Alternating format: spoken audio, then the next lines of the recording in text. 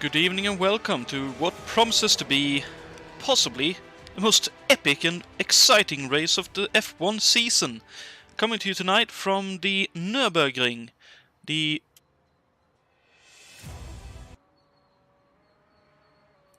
the 20 plus K epic that is in Germany around the mountain of Nürnberg, and it's, at least to me and in many people's view, the grandest track there is in the world. I would say this, along with Bathurst and Indianapolis, is probably the most sought after races to partake in and or win in the world. Tonight, our drivers in the 1958 F1 season will be driving for 15 laps, and it'll be 15 grueling, difficult laps for our drivers.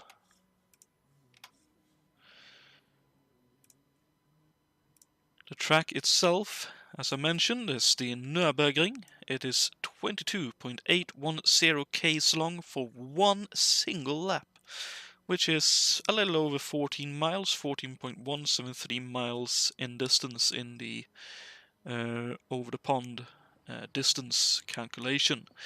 15 laps, as I mentioned, and the race distance will be just over 342 kilometers, or about 212.5 miles.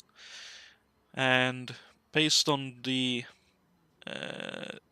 times on the server, just as qualifying has just clicked over here, I can see. Looks like Thiago Canola has taken the pole position, with Brian Yannick in second, Jonatan in third, and Hille fourth, Nilsson fifth. I could be wrong in that, but that's what it looks like at the moment. The points in this championship is still close. It's the benefit of how the point structure is for this championship. We see Tim Hille leading the championship on 22 points. Juha Boos lies second on 18 points. Brian Yannick is currently on 14 points in third. 12 points for fourth in the form of David Yates, and Anders Nilsson in the Van Wall has climbed up to fifth after a win last time out at Silverstone, scoring quite some hefty points from that endeavour. We also have in this championship a manufacturers championship. After round 5, the manufacturers sees Ferrari in the lead on 29 points, 11 points ahead of Cooper.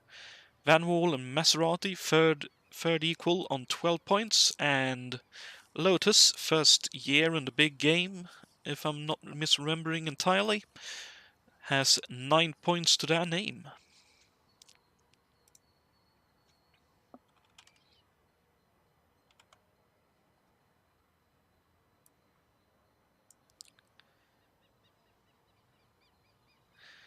Good evening, Berlin. Nice to see you here, and happy to see quite a few watching already.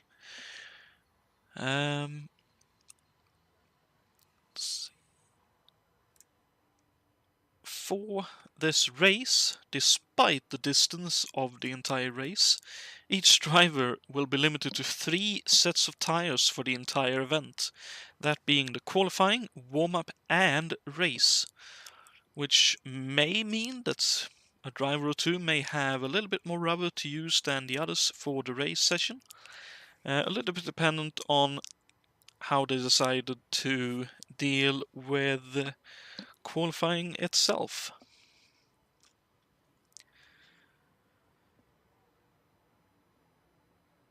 And while we wait for the briefing to finish on the server, coming up on the 12th of June, being next Sunday, we have the Miller American 200 in honor of Rex Mays. I believe that's from the Milwaukee Mile. That race will be taking place. As it appears, we've already even moved into the race session a little bit early, according to my clock, but no matter. But that is what is coming up next. And I suppose we could... no, we'll actually wait for that. So let's go to the track itself and just let the game load in everything. I think it has now. No, it hasn't. Please excuse us while the game takes just a little bit of time to load everything in here.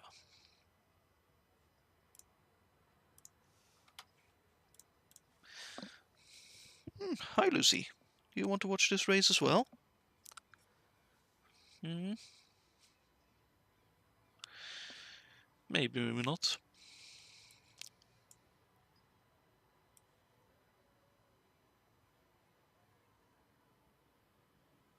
Ah, okay, so warm-up was restarted, that's my bad. So we are not a little bit early, we are about 5 minutes left until race start. So, since that is the case, see it here. We can have a quick look at the trivia question for you all. So I sort out what you are seeing on the screen for the server as well. So the question for you all this evening, quite a decent one, will be: who set the fastest race lap in real life for this specific event, the 1958 German Grand Prix? Was it A, Mike Hawthorne in one of the Ferraris? Was it B, Sterling Moss in what I think would have been a van wall at the time? Or was it C, Tony Brooks in another of the... I think he was also driving a Ferrari. I must say I got this question wrong when I was contemplating what the answer was. That is entirely my fault.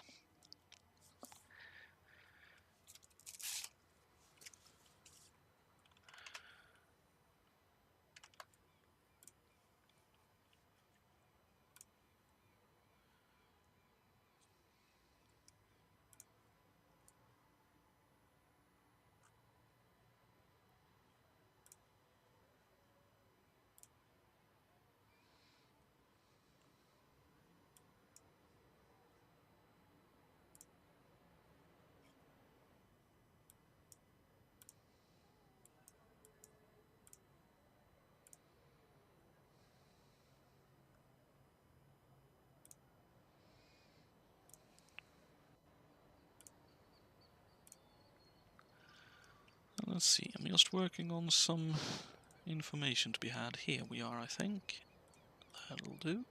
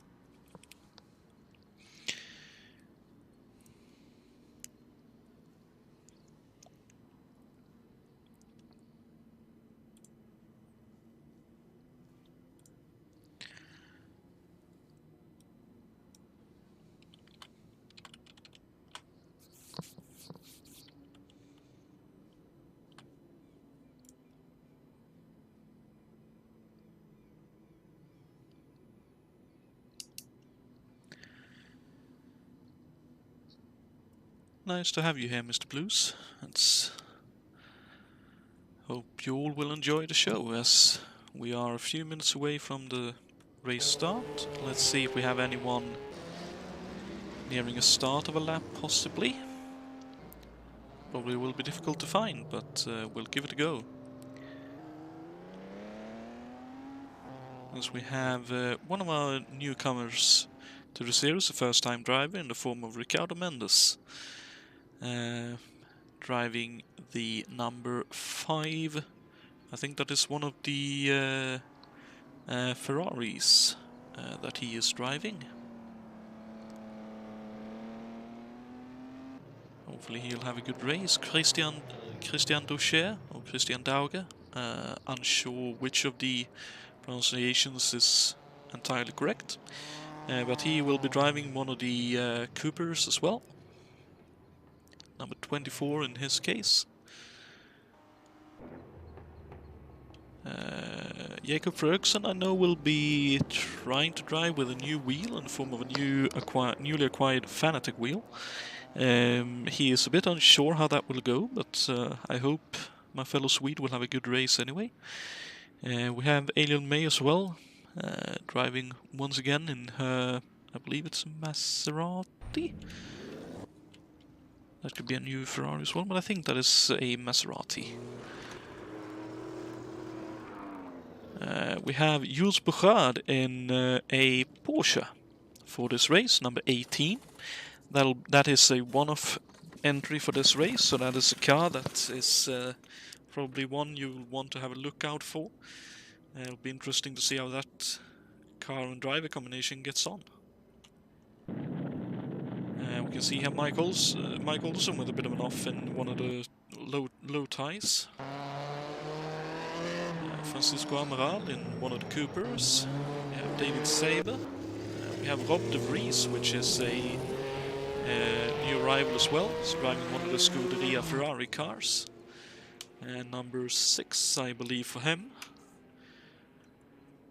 Also a one-off entry for this race, and he is just starting a new lap. So he's just gone through turn 1, going down the back straight, and now entering the bank left-hander and heading on, actually taking the Nordkere to start a new lap. So let's actually jump on board with Rob here and see if he continues for a lap. Alright, so down the front straight over the start-finish line. We go down quite the long start-finish straight into turn 1-2. It's a left-right chicane.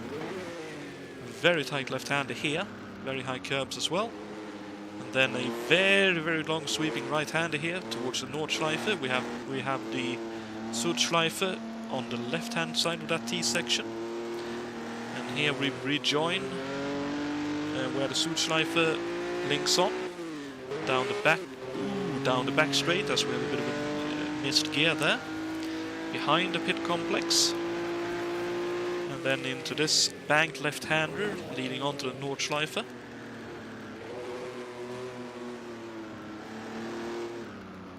It looks like he will go again.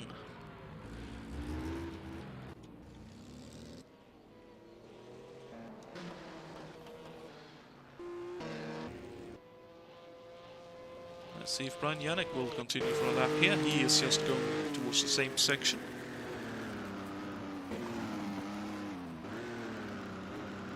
You could hear there a very different style to Rob into that first section of turns. And this long right-hander is really taxing on the left front tire. Has to work a lot.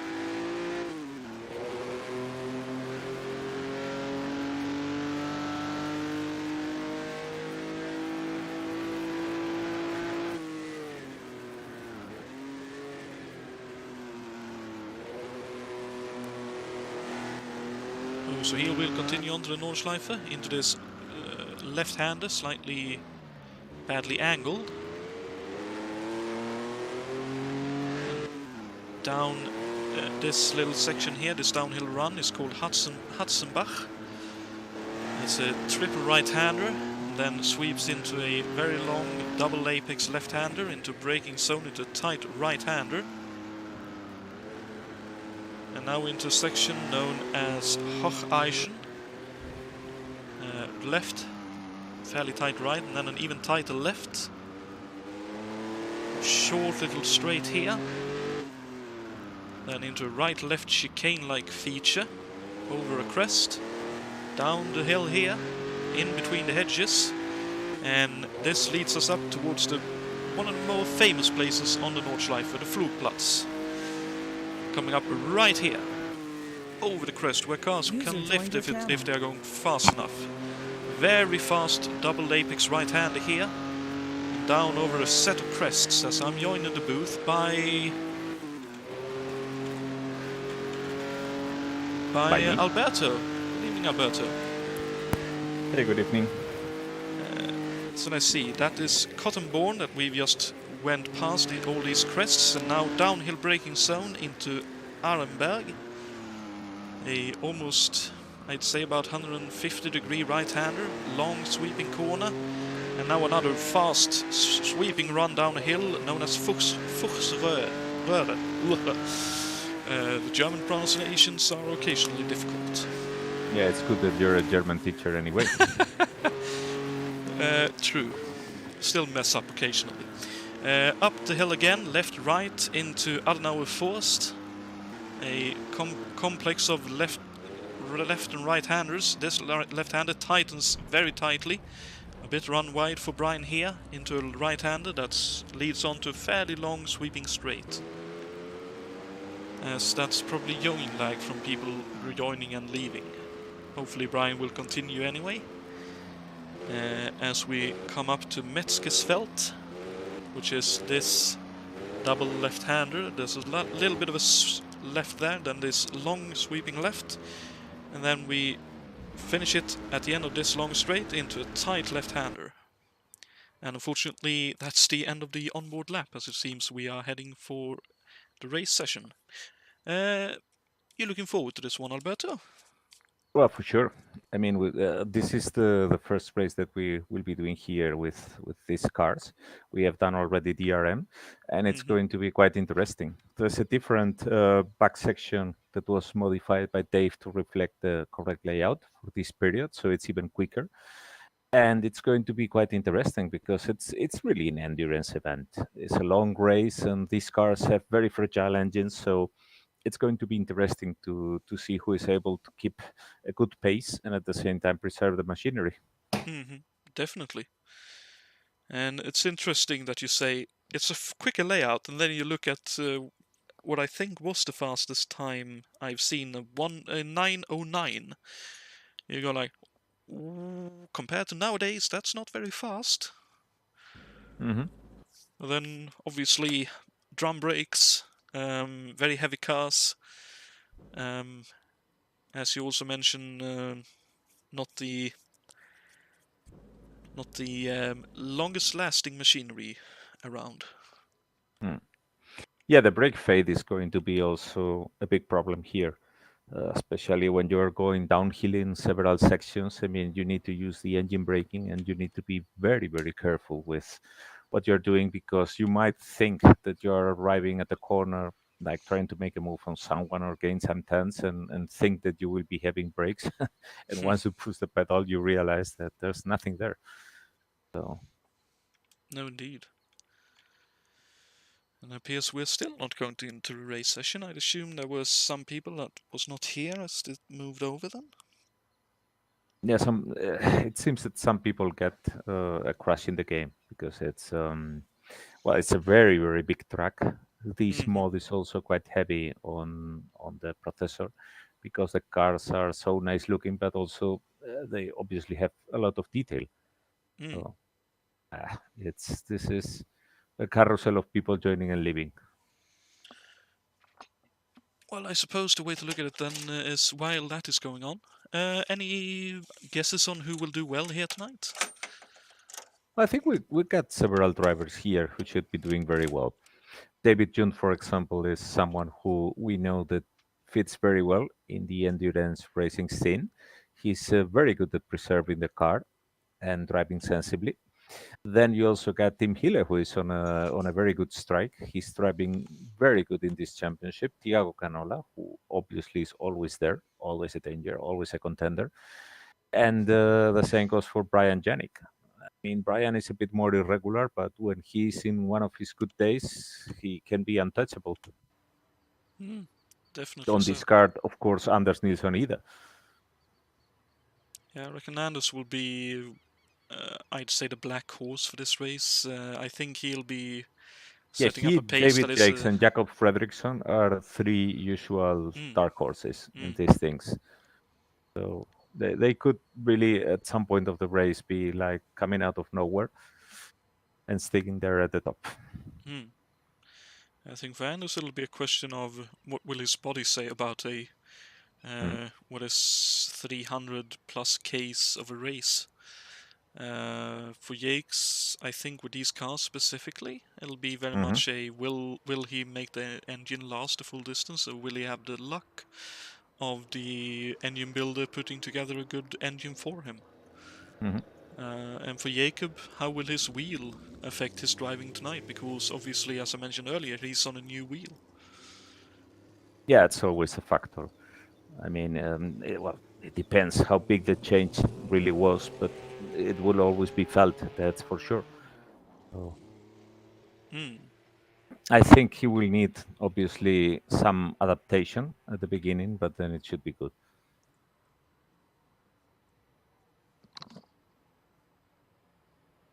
For sure, for sure.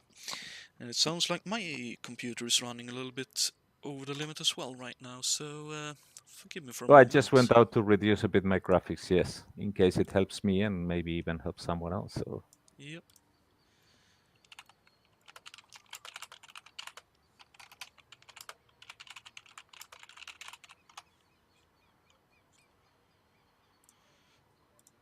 It looks like I'll need to do the same because, as I mentioned, I noticed that's quite high work for the computer there.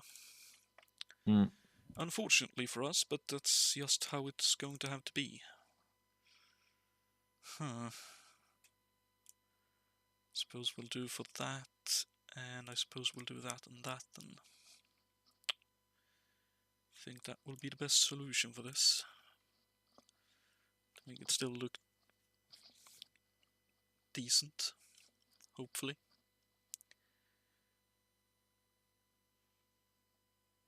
Well, for those who like the track, I must say that we still have to race here again with the DRM. Will be the other version, well, slightly different version, but 3 times we will be on the Nürburgring this year. Indeed. So if people were like reluctant to drive here because it takes obviously Hey, some wake time to up. learn it, well, after this year, it should be quite stuck in the memory of everybody. You. And it'll also be a case of then, oh dear, it's a slightly different layout when we're back to DRM racing here. Hmm.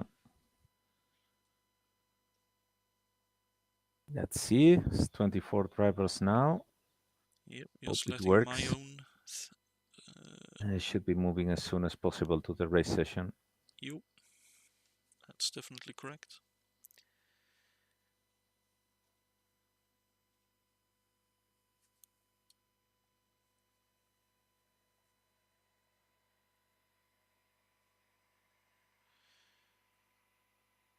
And I will The only say, thing about this track that is a bit of a shame is that once the cars get a bit spread out, you don't see the glorious field of cars together. no, indeed, but I suppose in a different manner, it's a opportunity to check out different drivers and their different lines and how they tackle this place. Hmm. So Yeah. it's a cloud with a silver lining, that one. Hmm.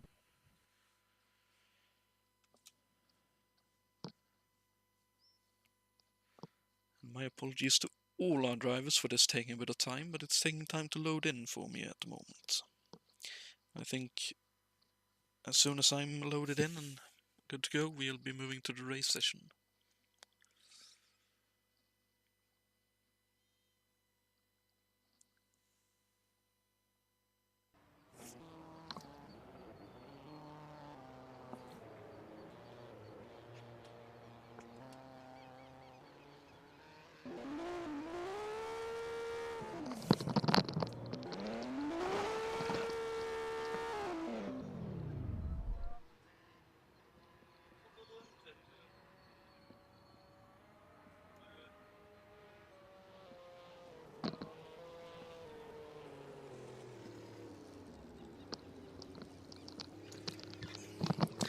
My apologies. I have to run with an open window tonight, and Lucy was outside saying, "Can you let me in? Can I come up? Can I come up?" It's a bit too high for her to jump up. Right, so...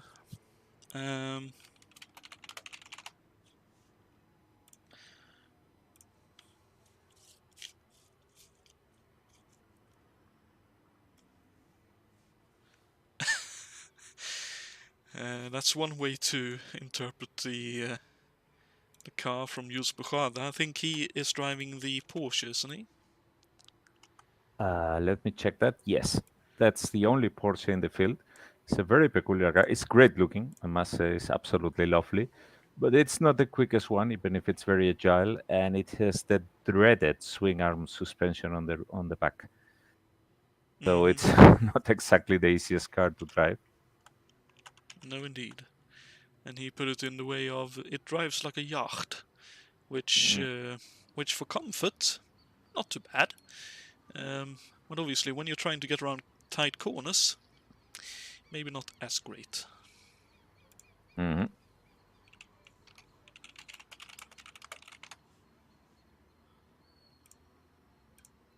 Right, so that's 2 minutes to go.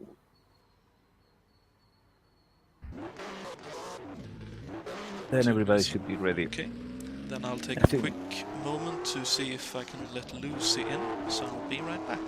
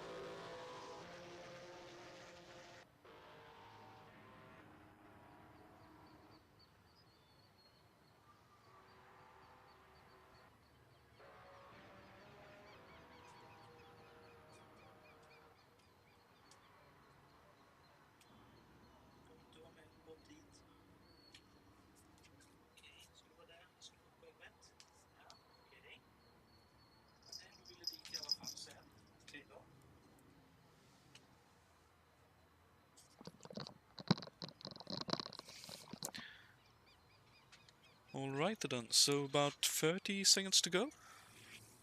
I think we're going now, actually. You have said it 5 minutes, so yeah, there you go. He just gave the command. Fingers crossed that everybody can move safely to the next session.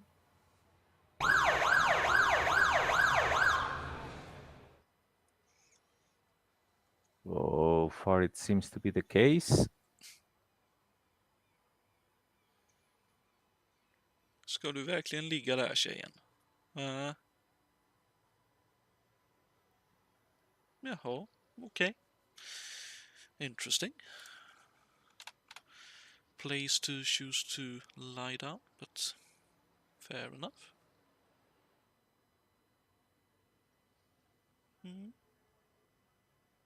So there's already some cars in the grid. Others, probably like David John, they see that there is nearly a full minute waiting, and they don't want to overheat the engine being there staying in the starting grid. Well, I hope I load in soon, because I still have no cars loaded on my end.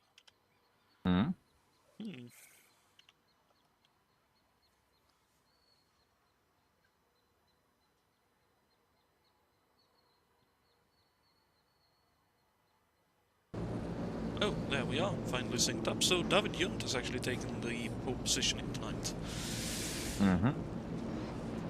Yeah, the Cooper has a lot of speed, obviously. There's the the rear engine that gives it a lot of agility and that, but at the same time, it's a very fragile car. I mean, it would surprise me very much if it lasts the distance. Anyway, we're about to start, and remember, there is no warm up, no anything lap. There you go. I mean, this is the start. We are away. Oh, and Tim Hiller with a fantastic start. Let's jump on board so we can get a bit of a less impeded view. Due to the great graphics of the cars, I struggle to have all the cars shown at the same time. Oh, Dave Miller with a great outside run there into turn 1. On the grass, but able to pull it up. And Tim Hiller is taking the lead. Yannick second, Nilsson third, Bors fourth, Jund down to fifth, Miller sixth, and Thiago Canola currently in 7th. With Yates in 8th, Keo McKeels in 9th, and Jon Team in 10th.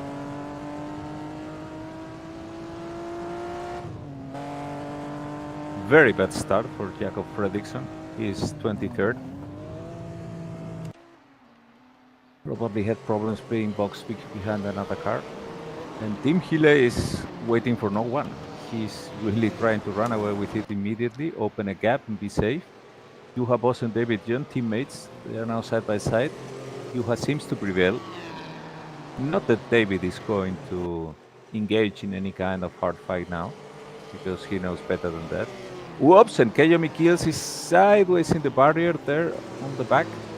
Seems to be able to bring the car back to the track, but I don't know if that's... is not looking happy though. Yeah. Yeah, that seems to be... We entered that right-hander a bit too quick. That's probably tweaked his rear end a little bit.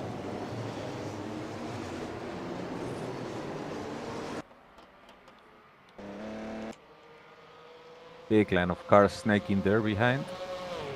Jacob coming now up to Jules Bouchard, overtaking him. Yeah, the Porsche doesn't seem to be too happy today.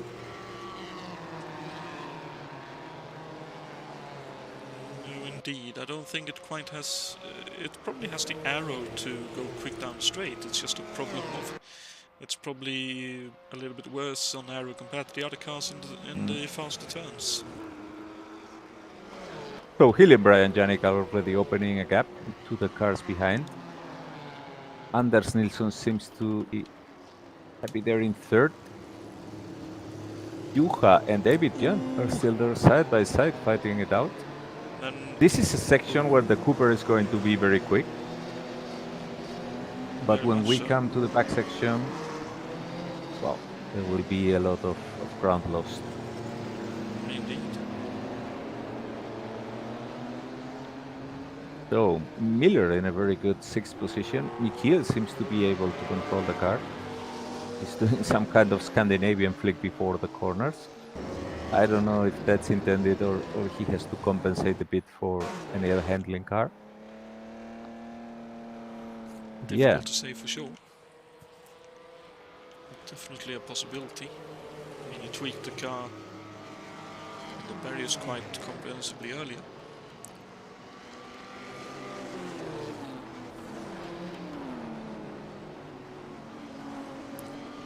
I must say, it's impressive to see how Dave has taken to the low tie, being up in 6th. Well, I think the next Lotus is around 16th or something in this race. As they've gone through... Yes, Mike Olsson doing a gas drive today.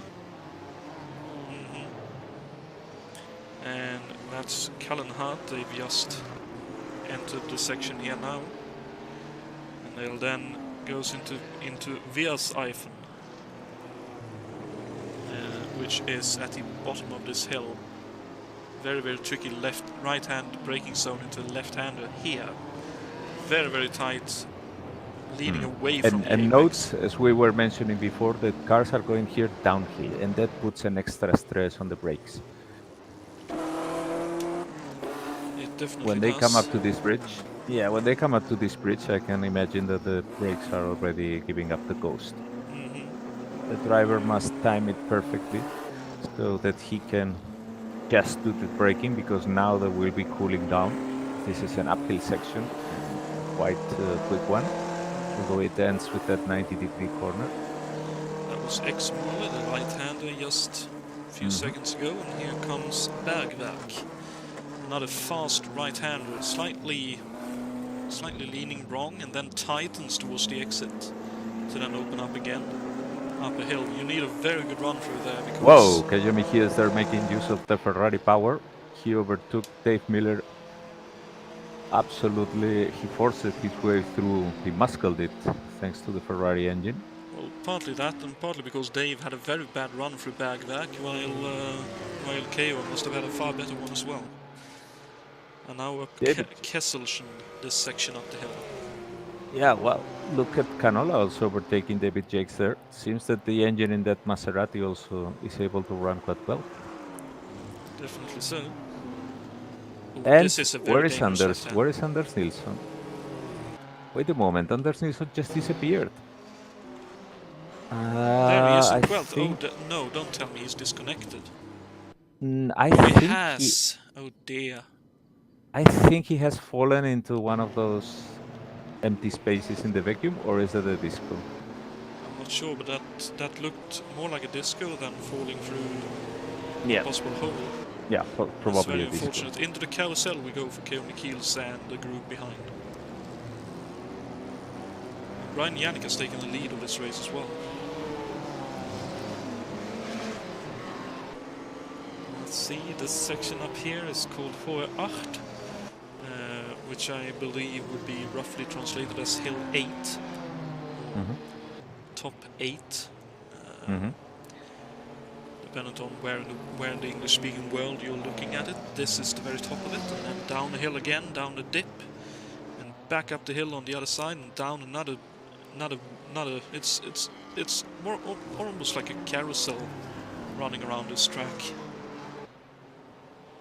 And this little section here, I believe, is called Vippelmann, where you go down the hill, down to this dip, and then up the hill again for a little while. And another very tricky left-hander here, and then it tightens and into a right-hander at Brunchen.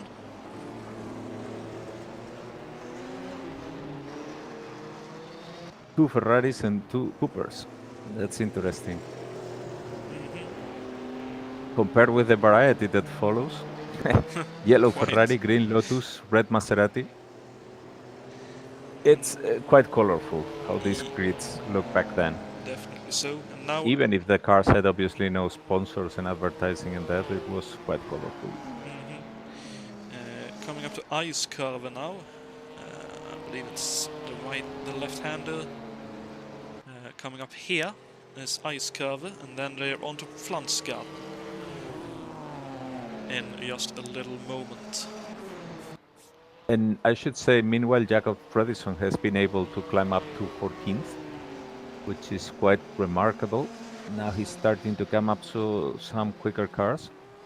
There's Rob de Vries, which is a debutant driver today here. Comes from doing races with these same cars in AMSNU. Now in decliners carousel, this group we'll see. David Sabra had a spin there.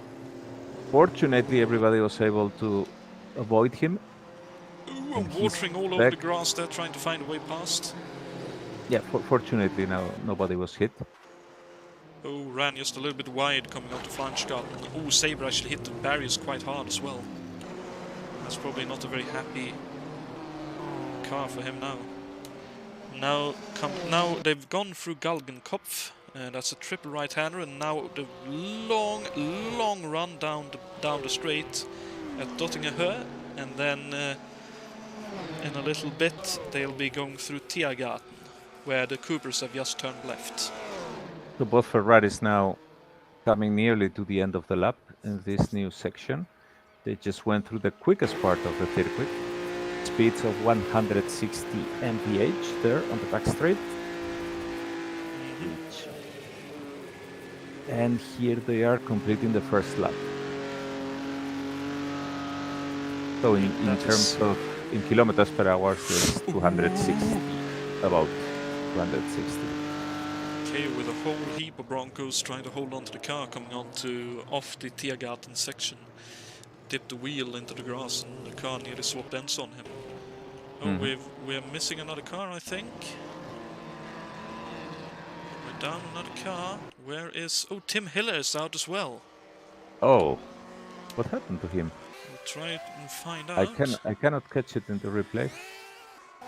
Looks like a straight disconnection. Coming down to the start-finish straight, just before he crosses the finish line, he disconnects. That's very unfortunate for him. Yeah. Well, meanwhile, Fredriksson, as you mentioned, now up to 11th after one lap. Oh, and running all sideways through the second turn.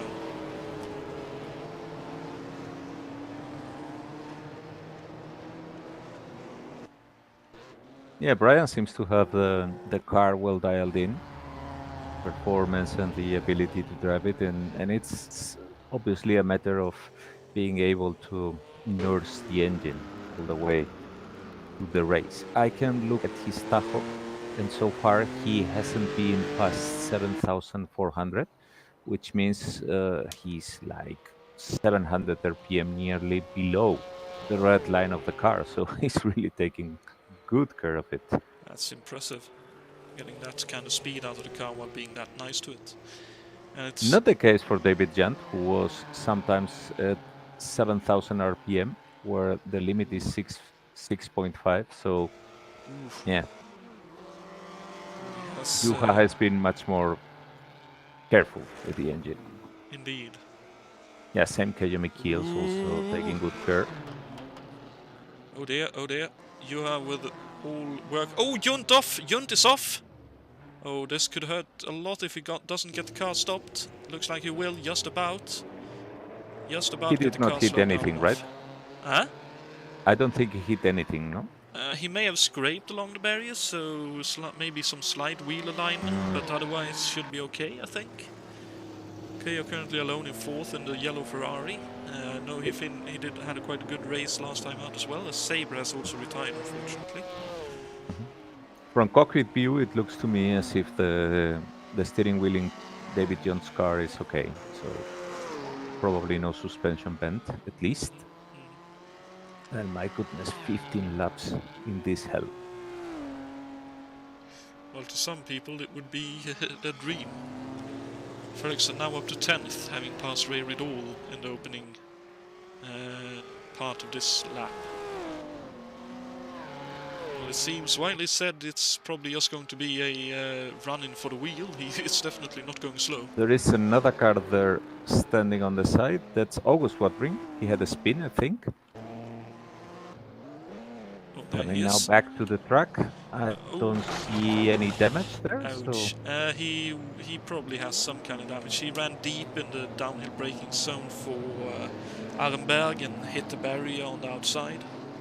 So that's probably a bit of damage on it. Good work from him to stay and let the other cars by before he rejoined, seeing as he knew he hit the barrier as well, possibly picked up some damage to leave himself some room to check out the car. It looks like he has a little bit of work to try and get used to this slightly changed handling of the car. Mike Olsen currently 17th. Nice to see. Yeah, the thing with this track is that even if it's out in the open, there is not a lot of room. If you are suffering an exit from the track or whatever, there are always barriers and all kind of things that will hold you up, because otherwise you would be maybe falling down cliffs or hitting trees or whatever. It's very dangerous because it's quick. But fortunately, I mean, in these cars, it was quick, but it was not as quick as with more modern ones, which means that sometimes they can luckily get away with exiting in one of the turns. Indeed. I mean, one of the most graphic ones that is on video of, I think it was mid-70s when the first professor, complete brain fade on the name, unfortunately, Lauda had his crash. You could see that sure he hit a barrier, but had the barrier not been there, he'd have hit the side of a mountain instead. Yeah. And possibly had an even worse off than he had. Yeah, the barriers are there for a reason. Yes, they catch up the car and they stop it from hitting something that is even worse. But yeah, I mean, by the 70s, that's how it was. I mean, in 76, when he had that massive crash, it was already too dangerous to Mm, go with open wheelers there and go at such speeds. Even so, we know that Group C continued racing there until 83, if I'm not mistaken. I think that that's was some. the last year. And that's the one that left us with a record lap from Stefan Belov. Hmm. That is, I mean, it's crazy. There is a nice video on YouTube if anyone is interested in seeing it and hasn't yet, which I think every petrol head probably already has. But it's an onboard with ah, brain fade now for me. The other British driver, Derek Bell. Mm, There's Derek Bell driving, okay, and the Porsche and the official Porsche, and he's going very quick. Okay, it's Group C. He's going, and you're like following him on a lap because it's an onboard, and then all of a sudden there is a car that goes on the left of him like a rocket goes by, and that's Stefan Belov, mm. and you are left there saying, "My goodness." And For, I mean, and the thing is that Derek Bell was actually doing some kind of, I think it was a warm up lap or something like that, and he moved to let Stefan Belov go by, but I mean, you could not even realize that he was just doing a warm up lap. mm, So quick was he going. And then when you see the other car going by, it's like, Jesus Christ, who pressed the fast forward button? mm. I mean, it's a similar thing to when Porsche then threw the 919 a few years ago, completely unshackled that thing. Modern prototype P1 car um, with the aid of electricity to push it forward, and it's like you look at it and you go, how is that even possible? How is it moving that quickly? And it's a similar thing to what you're describing with that one, where you see how fast the cars actually were when they were going all out. Yeah. So I stand corrected by the chat. It was Jackie X who was actually flying past Derek Bell and not Stefan Belov. Well, But yeah, it's Stefan, if I remember correctly, had the record. he does indeed for official racing for prototypes. Mm. There, ooh, Kill Me Keels locks brakes for possibly looked like third or fourth time during a few corners, and off the road he went. I think that was at Wipperman, if I'm not misidentifying the section. I was surprised when I saw Keio driving the first times and that with a very small steering angle that he usually has. I mean, I don't think that he moves his hands more than 10 or 12 degrees to either side. And I was wondering why he used so little steering, because nowadays with modern steering wheels you always have much more rotation to your avail. And then I saw him driving some of his streams with Grand Prix Legends. He's a big fan of Grand Prix Legends, and I understood it. He's mimicking the angle that he's seeing in the Grand Prix Legends game. He's probably so used to that that he doesn't want to change it, because if he's switching between sims, Mm. obviously that's annoying because you're used to move your steering wheel in a certain manner. But I think it's maybe too sensitive when you're driving an EC engine game like MS. I mean, And I'm not sure if he's going to head for repairs or what, but he's going really slow. Not willing to quit, but wouldn't surprise me much if he heads for repairs. So it seems that Mike Olson blew the engine, actually, probably some mischief, and it was overrevved. The Lotus don't have the most reliable one, that's for sure. that's the climax, isn't it? Hmm. That's one of the you hope you finish, but probably won't Yeah, versions of an that's a good engine. description.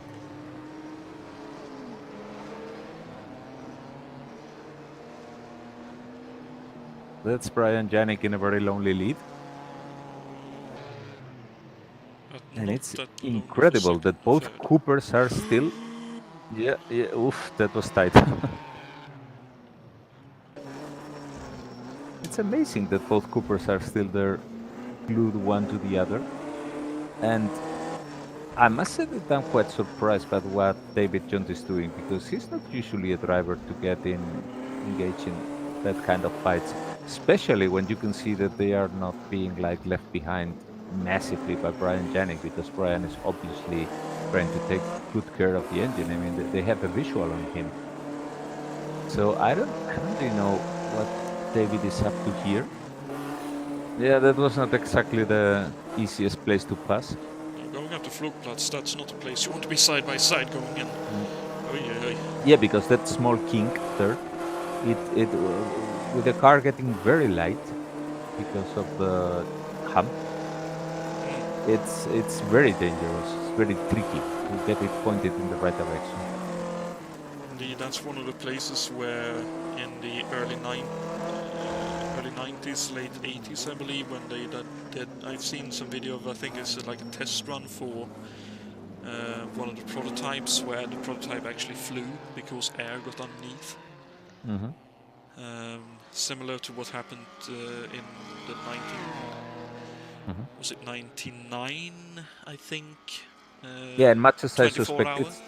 sorry to interrupt you, much as I suspected, Kayamikis was in for repairs. I was wondering was also there, and he's now exiting.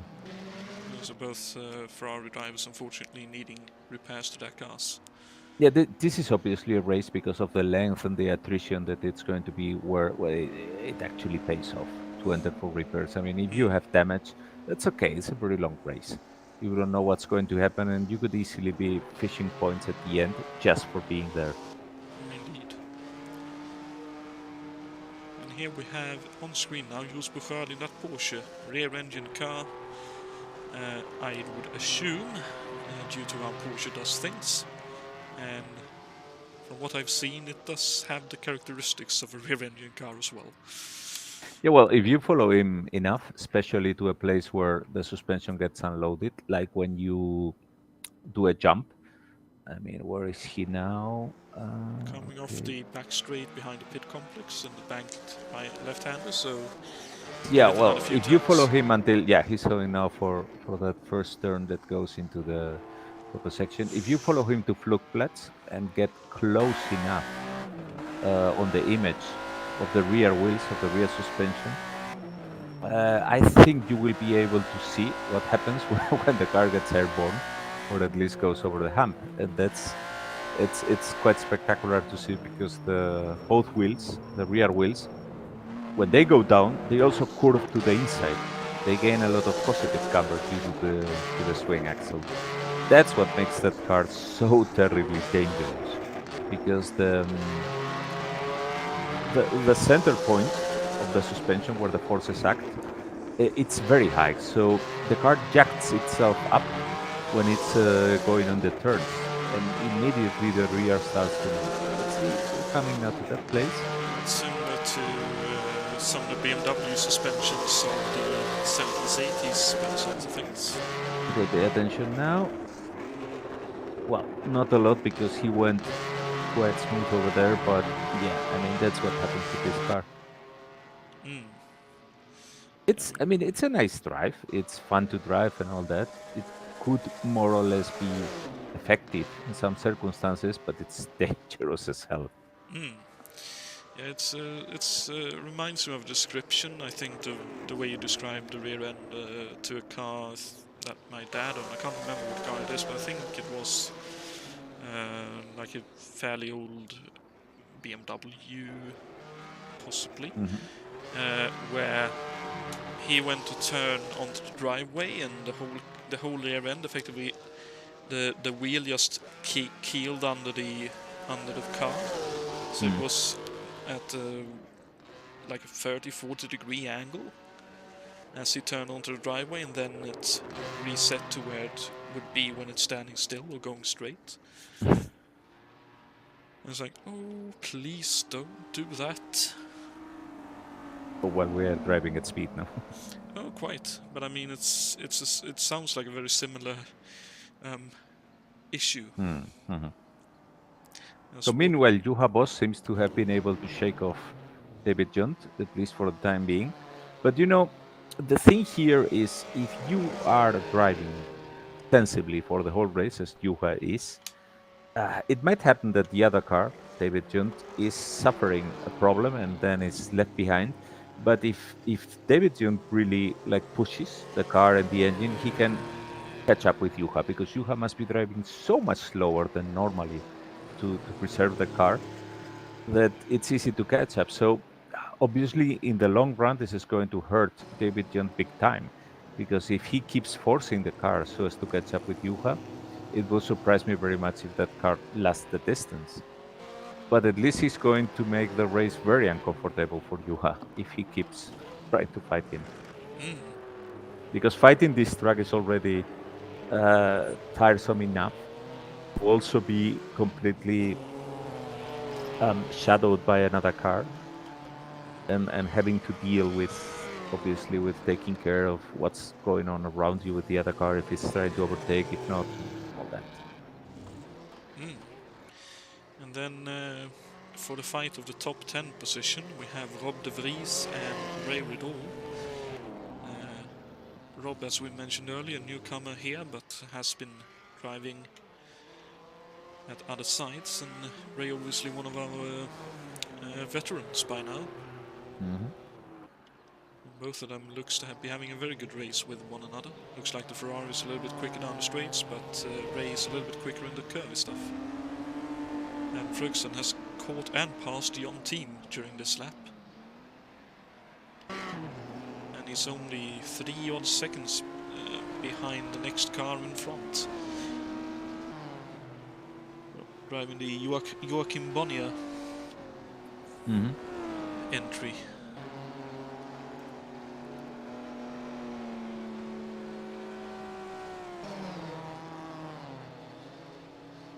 I mean, it's fantastic to see these cars drive around the track.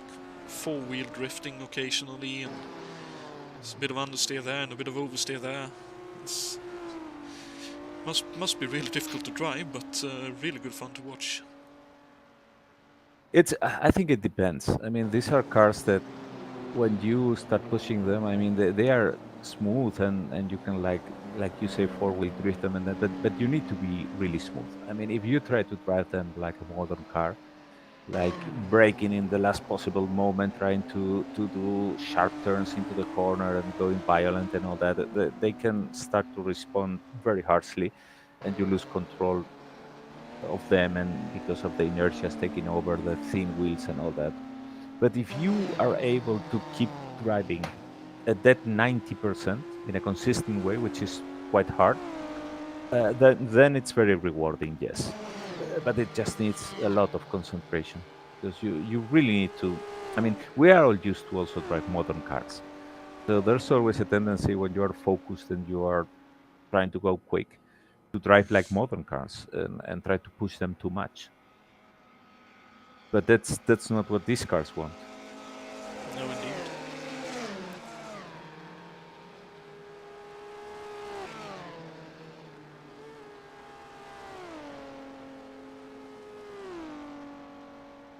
As you mentioned, look at that end of the lap. It's so much quicker on this 58, technically 22 to I think 64 or something.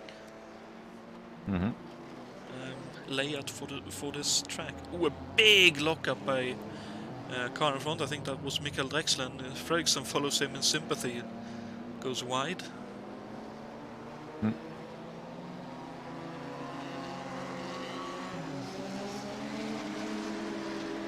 I was looking now at Christian Doga with a Cooper, and he was hitting nearly 160 in the back straight, which is quite interesting because that's the speed that Brian was doing with Ferrari. So that seems to indicate that Brian is not pushing the car too much, and Christian instead is.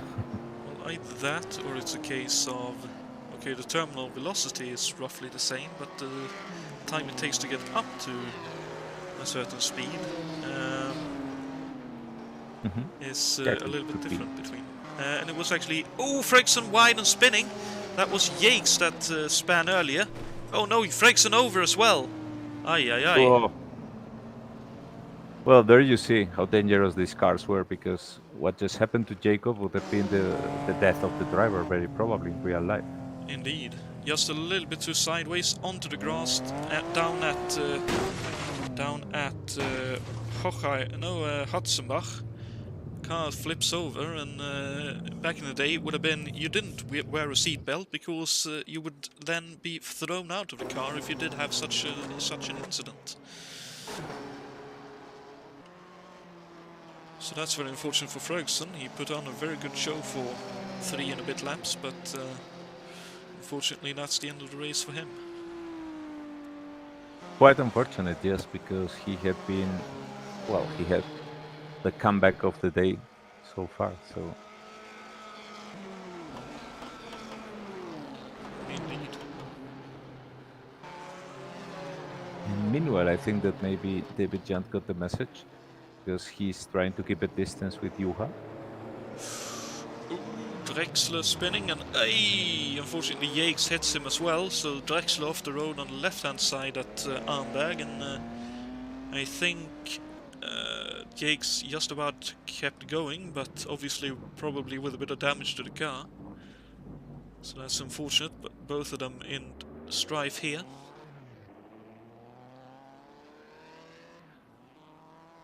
Drexler back going again. Mm-hmm. Seems to me like the engine is quite straight. The steering wheel is quite straight. So hopefully no suspension damage for him. It seems like Yates is in far more strife. That's an outbreaking maneuver at the end of Foxröhre, and then or at an now forced section he had 2 spins, and it looks like the car is not driving straight for him. No, that does not look like a happy car at all for Yates. No. And if he keeps touching the grass, yeah, he's slowing down now. And I'm betting, yeah, that's a bent suspension, and I'm betting he will be in for repairs. That's another of the annoying things of this track. I mean, if you want to go now to the pit for repairs, it's a long, long way. Indeed. I think the most frustrating thing for Yates is he'll soon be caught by Drexler, who was the one with the initial trouble at Arnberg, but looks like he got away relatively okay from that compared to Yates, unfortunately. Whoops! And he got too optimistic there. Well, as you say that... Yeah, I think he was a bit surprised that he was like catching up with Jakes, and then all of a sudden he realized how slow Jakes was going. And he somehow probably, well, tried to stop the car, but could not. Still a long, long lap for Jakes. This is absolute hell for him. And Drexler with a whole heap of trouble now. He's in the barriers again down at that is down at Exmühle. He was in the barriers again, so Drexler with more trouble here, unfortunately, as well. So 2 cars in fairly heavy strife. The one happy with that, I suppose, is Dave Miller, who now has quite a substantial gap compared to what he had previously. Mm-hmm. And Canola in that old Maserati, that's quite impressive to be in 4th at the moment.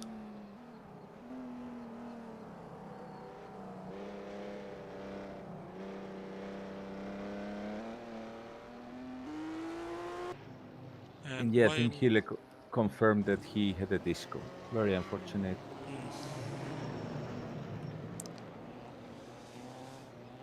That's very unfortunate. And now Junt, who had that message of staying back, you said, he is now right in the wheel tracks of Bors once again. Yeah, he was like staying behind for some time. I think the reason was probably that the engine was getting overheated and he was cooling it down, but now it seems to go back to his old ways. Indeed. Oh no, Rob de Vries has retired as well. So the newcomer out with a blown engine. blown engine so quickly. Well, that Well, seems to it's be. white smoke, so I suppose maybe the radiator when it's white Yeah. smoke. Yeah. So we'll put that down to a stone in the radiator, leading to no water in the cooling system and an overheated engine because of that.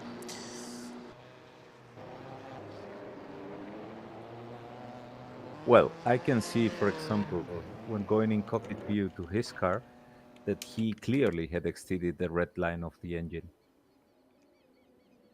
The red needle that moves to tell you what was the maximum RPM that you did is over the red line. So maybe there was a mischief, something like that. Could be the case as well, yeah. As Watering has retired as well, but I can't get it on the replay what happened to him specifically. So Alien May currently 20th, will be up to 18th in half a lap or so. Lewis Bouchard currently 17th. Will be 16th actually in a minute or two. Keomi Kiel's currently 16th after his repairs, with Filippo Marazzi in 15th. Adam Hackman in 13th. I'd assume he's... No, it's still on the same lap, so he's still limping around and probably looking to pit on the end of this lap. And how is he? Brian Janik is taking things. Both Coopers still have a visual on him. He was really going slow in the main street compared to what the Ferrari is capable. And he's going now to. Oh, already started the fourth lap. And I'll apologize to Hackman. Hackman is not the one in strife, Drexler is. Chacon just passed him, Daucher and up to 9th, Ray Riddle 8th, Yates 7th, Tim 6th, Miller 5th, just heading on to the long straight between the hedges. Canola coming down to the end of it in 4th, David Junt just about heading on to the finish straight along with Bors. No, sorry, onto the straight behind the pit complex. And Brian Yannick about half the straight ahead in the banked left-hander. And we are a third into the race at the end of this lap. So it looks like this will be around 40 minutes, 43, 44 minutes for each 5 laps. It'll be tight on the 2-hour limit, I reckon. Well, if there was is there a 2-hour limit? Actually? No, I don't think so. No. It'll be roughly 2 hours, 2 hours 15 minutes then. At the current rate of speed.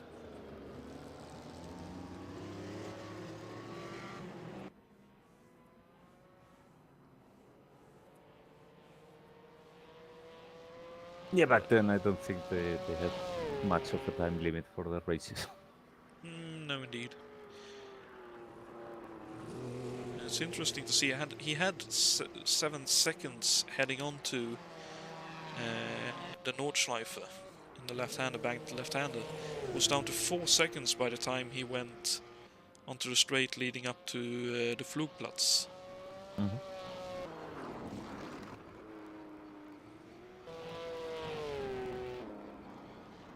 that shows how the difference ebbs and flows in the speed of these cars. The Ferrari in the middle of the handling department, I'd say, but with quite a substantial engine in it.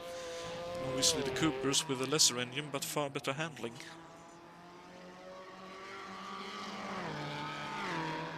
So I was looking at David Jackson. I don't think did he stop for repairs because he's still on track. I don't see that.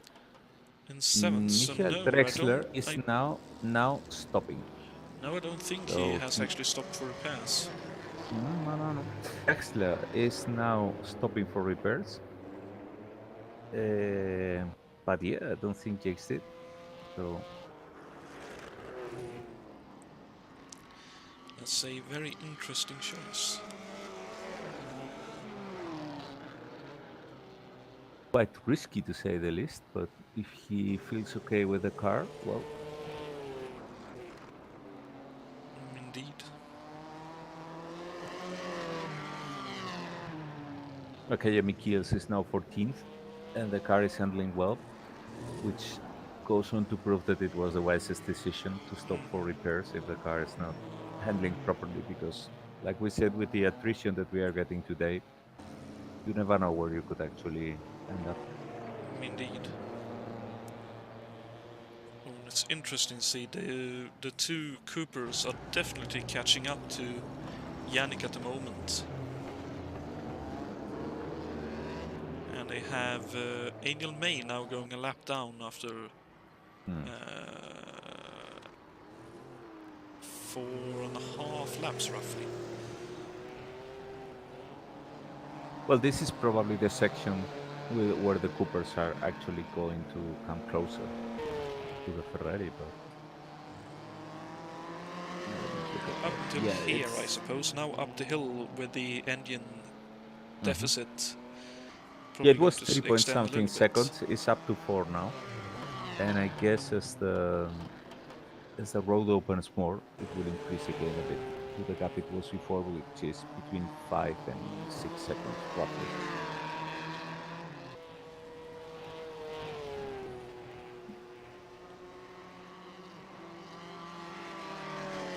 It's definitely climbing, but not yet as fast as I would have expected.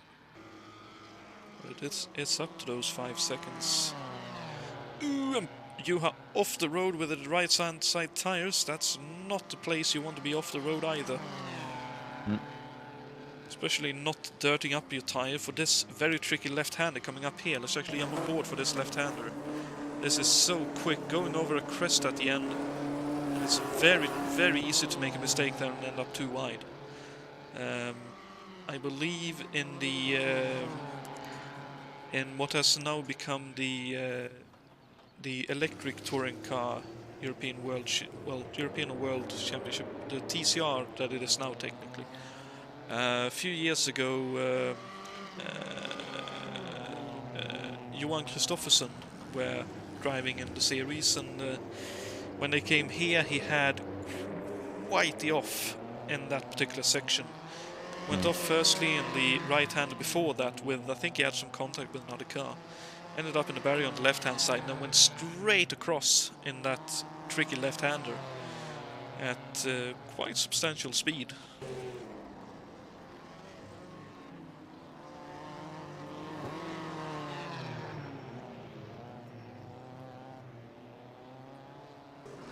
It's amazing that after 4 laps, which is nearly 100 kilometers, well, it's 88, they're still both Coopers glued to each other. Indeed, and only 5 or so seconds behind the leader. Hmm. I say that definitely proves that this is quite a leveling track, despite how difficult it looks on paper.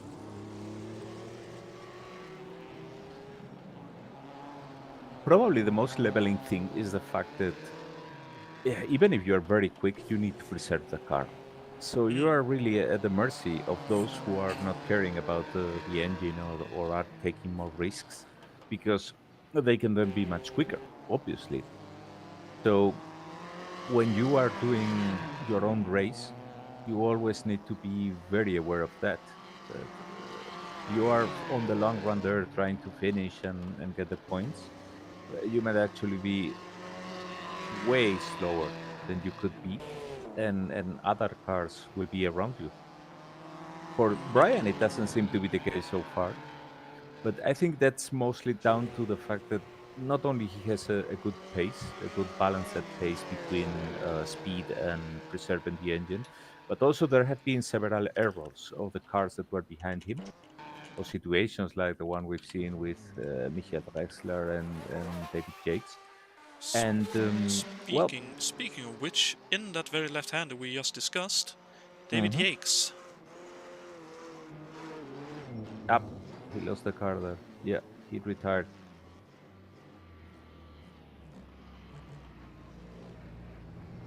Looks like the car and Yates finally gave up.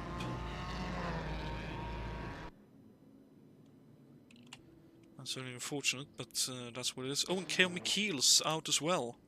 Looks like he's banged the car up even more. Oh, down at Metz Kallenhardt. Oh, Yeah, goes straight on that there. was a very hard hit. Oof. That's very unfortunate.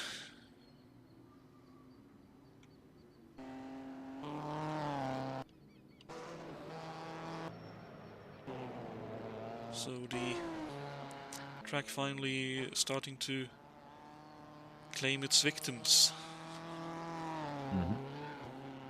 Because it is a very, very tiring track to drive around as well, because there is so much happening all the time.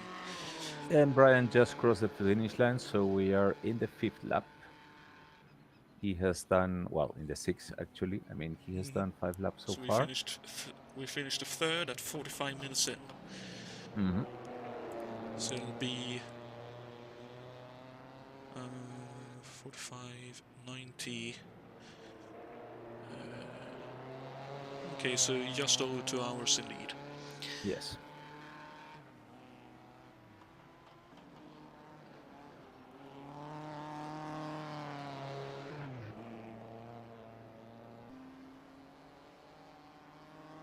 So the 3 top cars, they are quite close together in relative terms.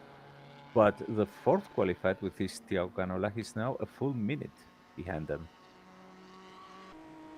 Indeed.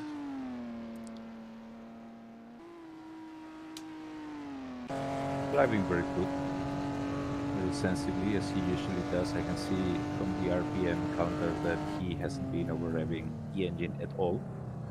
That's usually the thing with Thiago. He very rarely puts a foot wrong.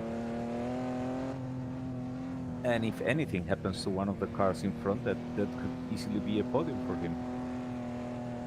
Miller, very meritory 5th position for now with the Lotus. Good handling car. That's obviously paying off here. Just needs to be careful with the engine.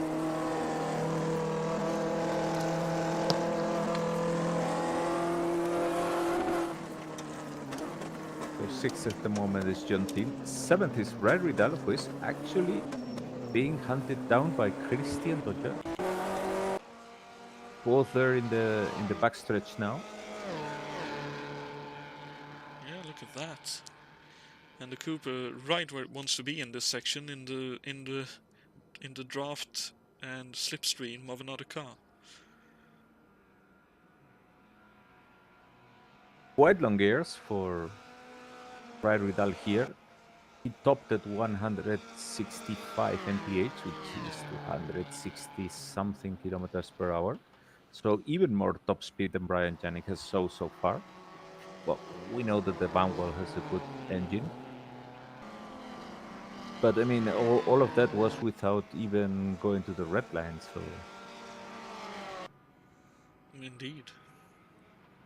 Have a look. And if possible, even more impressive that the little Cooper is able to keep up with that, though with the slipstream, but still. One quite interesting thing, I'm looking at the lap times from Brian Janik. First lap from the standing start, it was 9.13. Logical because of the standing start. Then on the next lap, it was 9:05.8. Wow. Then it was 9:03, 9:03, and now it's 9:0 dead. I mean, at this rate, he should be doing sub 9-minute laps very soon. And that's already quite something, considering that he's not really pressing the engine at all. Yeah, And that he has fuel load. That's extremely impressive.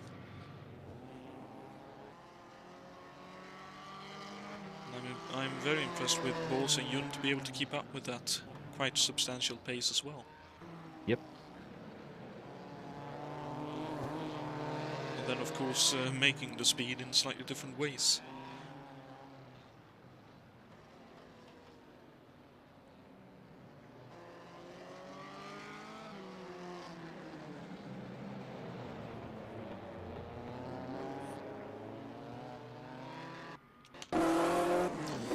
is jumping board with Deutschland for now, and look at the battle he has with the Riddle.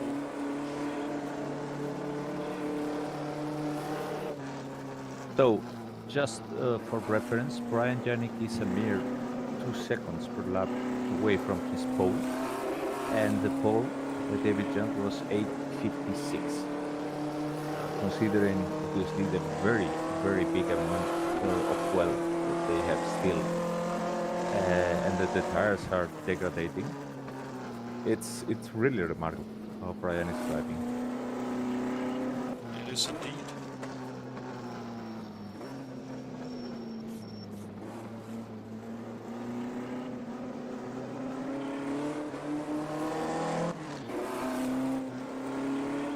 To say that could be that obviously they have quite long-lasting tires, the Bi-Ply tires. I wonder if it's a case of the tires taking quite a while to get into their drive. Could it be that? Yes, well, these tires are obviously very hard and they lasted quite long, I think, but not as much as they did later on in the 60s. That was a time when I think sometimes they even used the same tires for several races. Not the case here. I mean, you got tire degradation, and of course, the more you punish them, the worse it will be. Because these are, after all, very skinny tires. And even if the cars are per se not really heavy, the thing is that they are not doing any pit stops, so they will be doing the race with 100 something, I think. 100 liters. I'm not sure how much they have loaded, but for sure they got at the very least 100 extra kilos on them when they start the race. So yeah, that's quite some punishment on the tires. Indeed. I don't know if that popped any ears. I had a mosquito in here that was causing me just a little bit of irritation. So I guess it's hot enough now in Sweden. It certainly is. We've had, I think, technically summer, according to the Weather Institute, for some couple of weeks.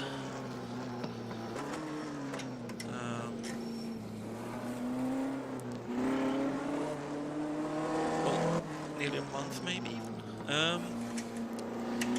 Yeah, obviously those unpleasantries will show up very shortly after that. Especially with the reason, especially because we've had rain the past 3 days, so they've been multiplying a lot. Oh dear. Doshia missed the gear. Almost went off. David John just overtook Juha Plus. Juha got too much sideways, and David John basically rocketed through. Oh, it's in a corner. He's had a little bit of issue previously as well. Those are things. Yep. Oh, a bit too much throttle application there, maybe going up the hill. And that's enough to lose the position when you're running that close together. It is. Absolutely remarkable. Oh, it looks like Yuan needs to cool down the rear tires a little bit. Yeah, that's what I was thinking. I mean, that situation was clearly because the tires were taking a bit in.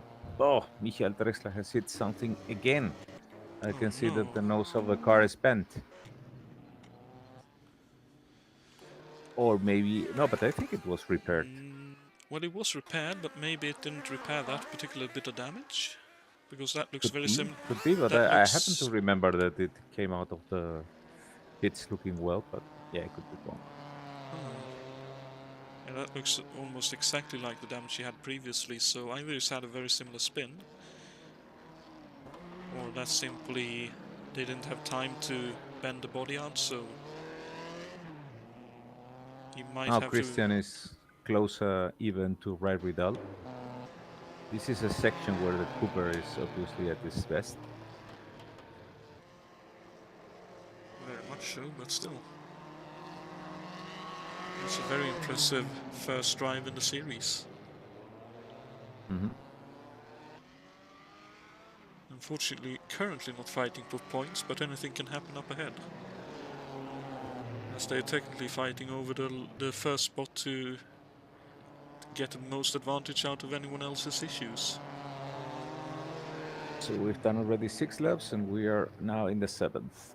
Since Brian Jani crossed the finish line some moments ago. Still, both Coopers quite close together, this time with Yunt in the front.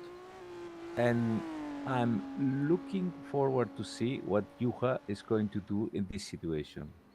I'm pretty sure he was not happy of suffering all that pressure from David Yunt. I don't know. Maybe he will be returning the favor. Maybe he will just be taking a more cooler approach and doing what suits best his race strategy.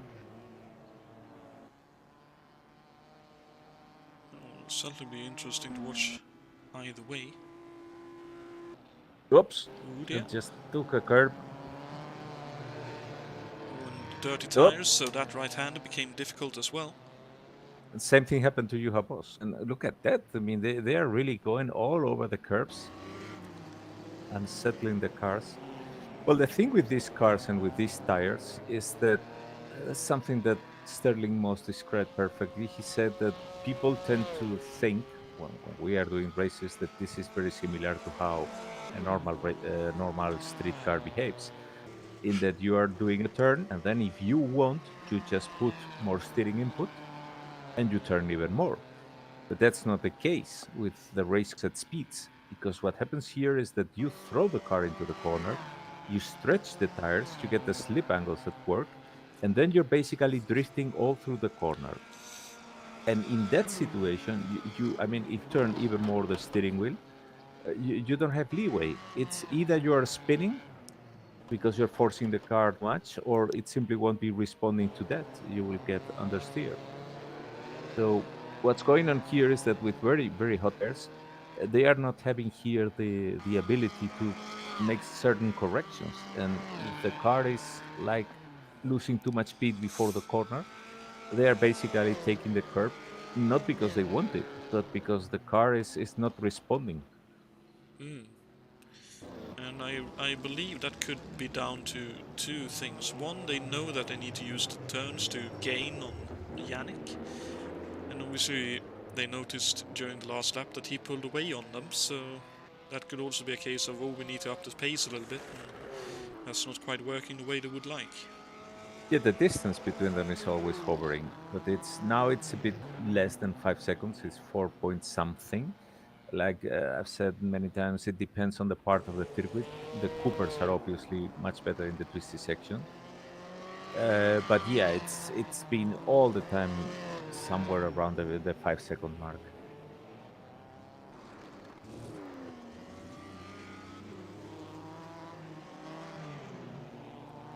Meanwhile, Ride Vidal seems to have been able to put some distance between him and Christian. Mm-hmm. Probably a very welcome relief. Very much so. And I have to say, one of the quietest racers in this race so far is Jonatan. Barely seen him, but he is currently in the last points paying position. It looks like he's catching back up to Dave now. Little by little. Yeah, as if this Formula One was not cruel enough with the fragile cars and the very long and tiresome races. Only 6 people get points. So yeah.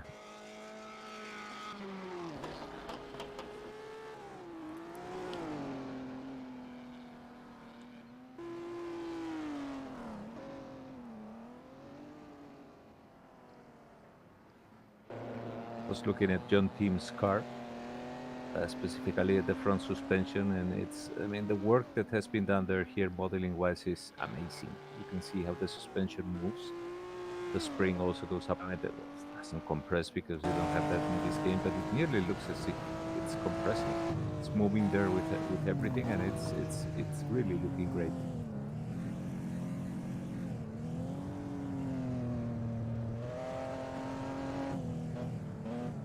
Very much so. It's beautiful. And when I was looking at that, I just noticed John Tim is catching up with Dave Miller. Little by little. Yeah, he has him in his sights now. I think it was roughly 10 seconds, 10-12 seconds behind after lap 2. So give him another 4 or 5 laps, he might be up on the gearbox of Miller's Lotus.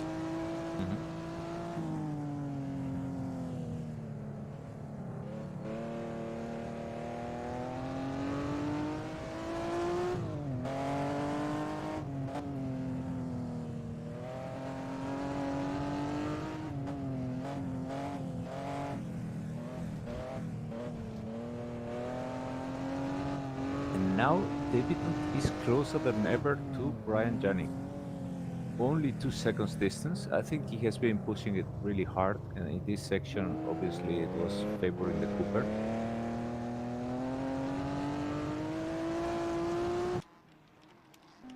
But yeah, he's coming very quick from behind.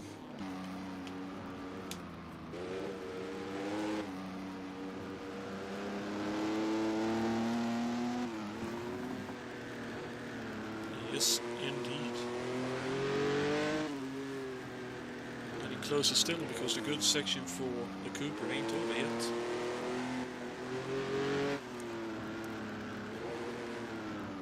Still in the middle of the Whippelmann Brünchen nice curve section.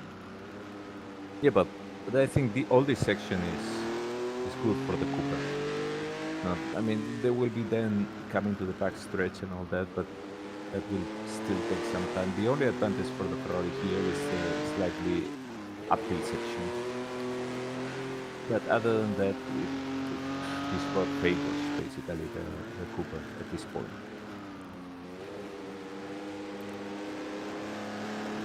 We have seen down the back straight that the Cooper can keep up with a car that has better, faster engine in it, so it'll be interesting to see if Jund can catch up close enough to Yannick here to where he can get some slipstream going. We are now in the Flansgarten section. And that's been quite a substantial gap that has been Yannick opened with Juha.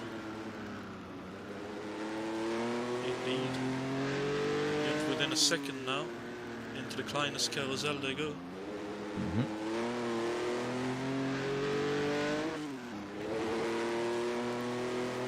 Up to Galgenkopf.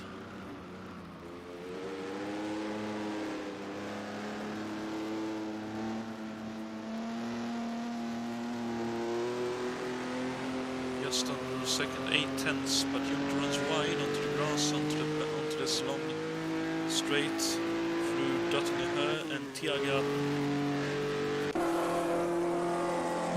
I can see that he's over revving the engine a bit when shifting. But he has, I think the gear is probably, yes, he definitely has a shorter gear than Juha Boss, for example.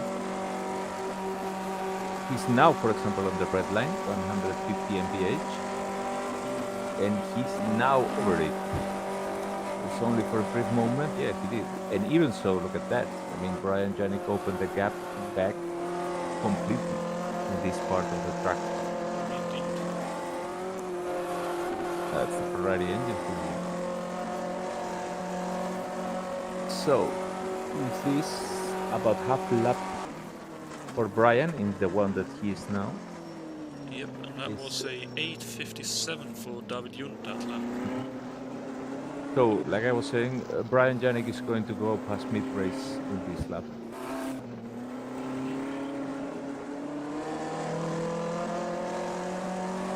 I suppose roughly when they are at the carousel, actually a little bit earlier, probably Bergwerk, X-Miller, the bridge and the right-hander up the hill is the halfway point for the lap roughly.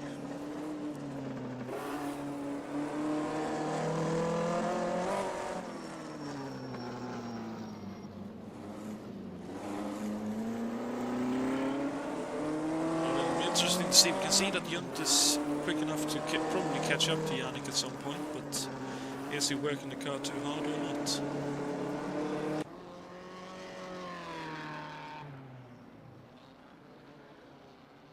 Well, I can see that the RPMs in Yannick's car are quite safe. I mean, he's unfazed by David Jones' speed at this point. I think he's the first one who probably realizes that if David is coming so quick and getting close on him, it's because he's probably abusing the car a bit. Mm.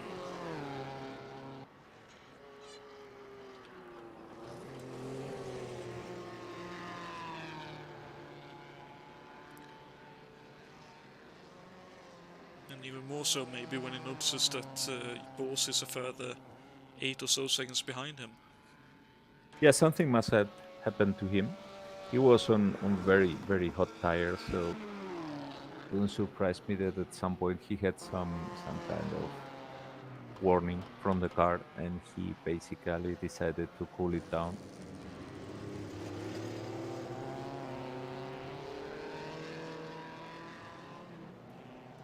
So as Indeed. it stands now, the top three, that's Brian Janik, David Junt, about 2 seconds behind. Then comes Juha Boss, 7 seconds behind.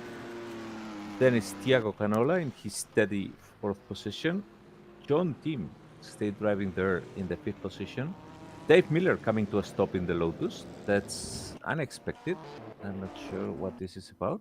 Repairs or what? That's the reason then that he was overtaken, I guess. Ride Ridal stays in seventh. Good distance behind is Christian Dogia. Then comes Bruno Chacon, steady Bruno, hanging in there. 10th is Francisco Amaral in the other Cooper. 11th is Adam Hackman. 12th is Michael Drexler, hanging on their crippled manual. 13th is Filippo Maratti. And 14th is Jules Bouchard driving what is now a quite bent Porsche.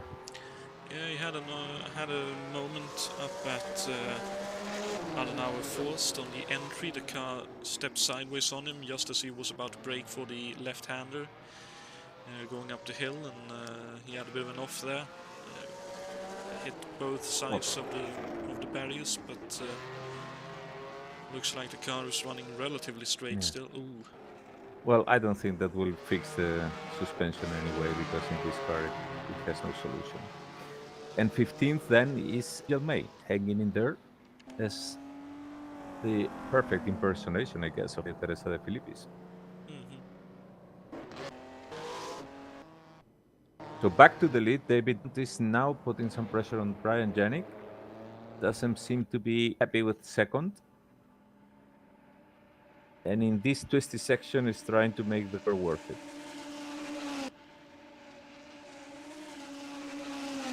Brian already closing a bit there. Oh, he makes a move. Side by side, touching wheels. And he's passed. Yeah, I don't think Brian is going to be much impressed by this. And he will be waiting to the quick section. And then he has. Oh no, he's not even waiting. Ooh.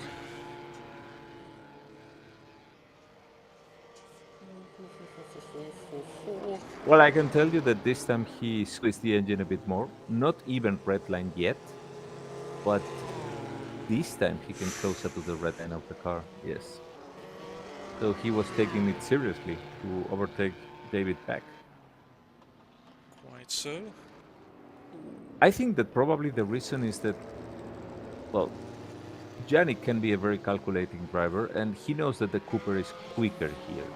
So what he probably wants is to hamper the Cooper by being in front, so that when they arrive to the quick section, the Cooper doesn't have an advantage over him that allows him to stay in front, even if the Ferrari is quicker in the straight. Mm. We can see that right off the turns, the Cooper is a little bit quicker at the moment than the Ferrari. Yeah, it has better traction due to the rear engine. The Ferrari in turn has more power and less traction, so it's only natural that Brian has to hold a bit more with the throttle until the car picks up speed, and then he can use more the Here power. comes Juha again. Oh, damn it again. Well, Hey. I can see Brian Oh dear, suck oh it, dear, oh but dear, oh dear. oh Oh yeah, no, yeah, oh yeah, no, yeah. oh no, oh no. Oh, and he's off. Aye. That was, I'm sorry to say, a matter of time, I reckon. Yeah, he was overheating the engines, the tires. Sorry, that Ferrari is much heavier, and it has shown. In such a battle, he could only lose. But I can see why he was doing that. Like I said, because uh, if David was in front and was able to use the Cooper in the twisty section to his advantage and gain, like, let's say 2 seconds of a distance, then when they come to the backstretch, that probably would not be enough for Brian Janik to overtake him, Hmm. even if the Ferrari is more powerful there. And that's probably what Brian didn't want. Indeed. Big issue now is because he went off, he now has another Cooper up his gearbox instead. And Hmm. 8 seconds, 9 seconds, 10 seconds now nearly back from Junt as well. Yeah, although, like I say, whether the Cooper von Junt is able to finish the race, that remains to be seen. Very much so, as they are now in Flunchgarten again.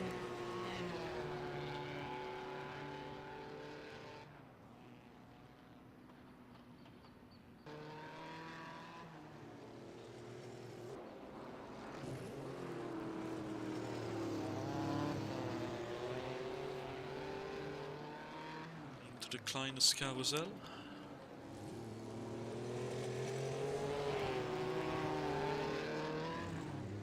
Into Galgenkopf. And it looks like, yeah, again, the Cooper behind is a little bit quicker through these faster turns. Possibly Yannick slightly looking after the tires, still slightly overheated. Now down the straight, 8.3 back from Junt. Let's see what he ends at when they've come to the end of this section straight.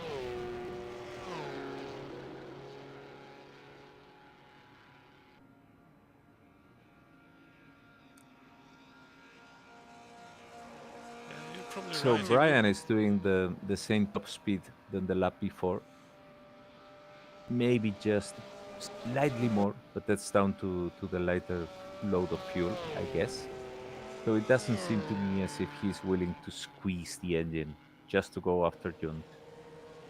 No, indeed, and it's interesting. It looked like he only gained about a second, maybe a second and a half down that straight doing that compared to where Junt were.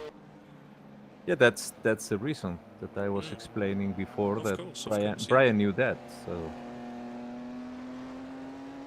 this is the situation that Brian wanted to avoid. Indeed.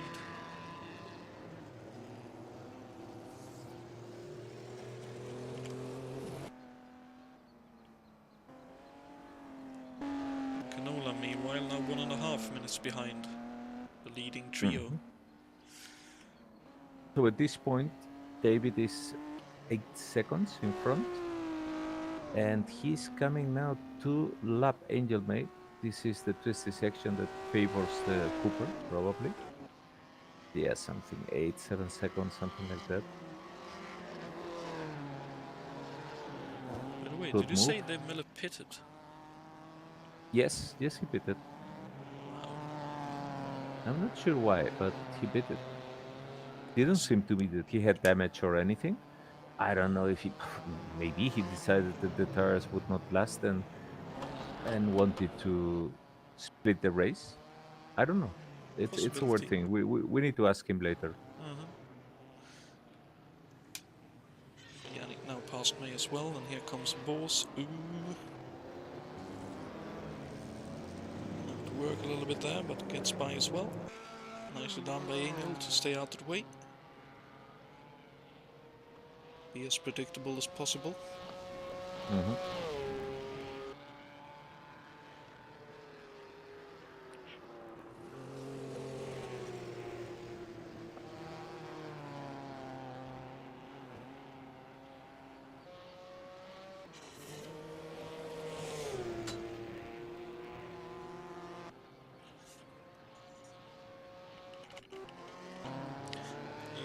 as you mentioned, Daucher has definitely dropped back from Ray Vidal, and their previous battle for 7th, and is now fairly closely pursued by Bruno Chacon in another of the Coopers. Yep. That's another Cooper battle there. David is now 6 seconds in front. He has lost some ground there.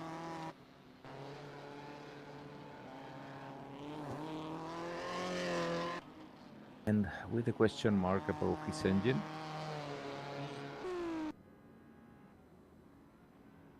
Well, in any case, if Miller pitted, that doesn't seem to have affected him much because he's in 6th position. So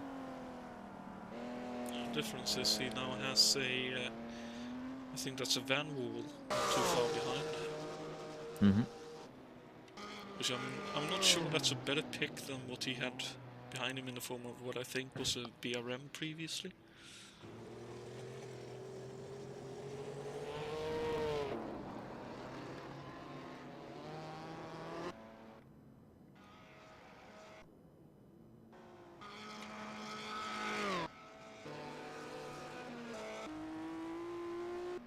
there's Bruno indeed getting closer to Christian. Some laps he should be, well, some laps in some turns he should be up there with him. Indeed, and Francisco Amaral in a third Cooper, not too far behind either. So the Cooper's congregating on the back straight at the moment. That's also the case for Ray Ridal and Dave Miller. Interesting at this point of the race and with such big gaps that you have several cars running together. There's Miller here sliding it to the last turn. No, that's the first one actually. That's when the car turns around. And yeah, Ray Ridal coming from behind.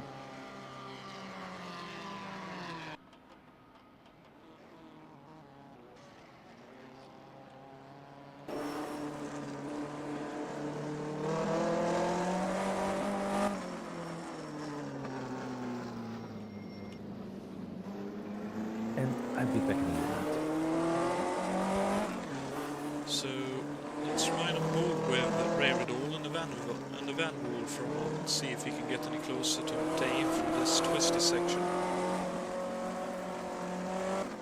Down through Hatzenbach and Hocheichen.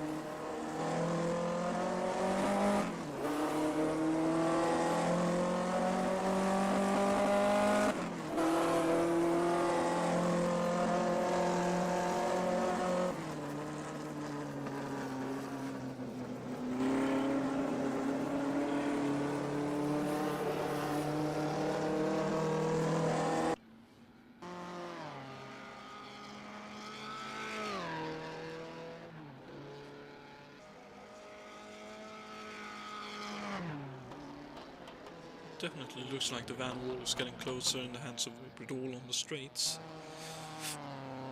But we can see right here where a bit of handling comes in, and you need to be a bit more careful in the heavy British car that Ray is driving. The nimbler British car in the form of the Lotus is flying away. Somewhat similar to the difference between the Ferrari and the Cooper.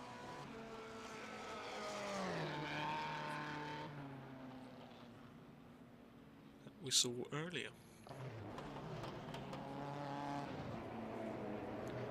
And it unfortunately looks like Chacon is at a moment, because Daucher now has quite a bit of a gap, and it looks like Amaral may have been held up in that situation as well. That's unfortunate. That battle is gone for us for the moment.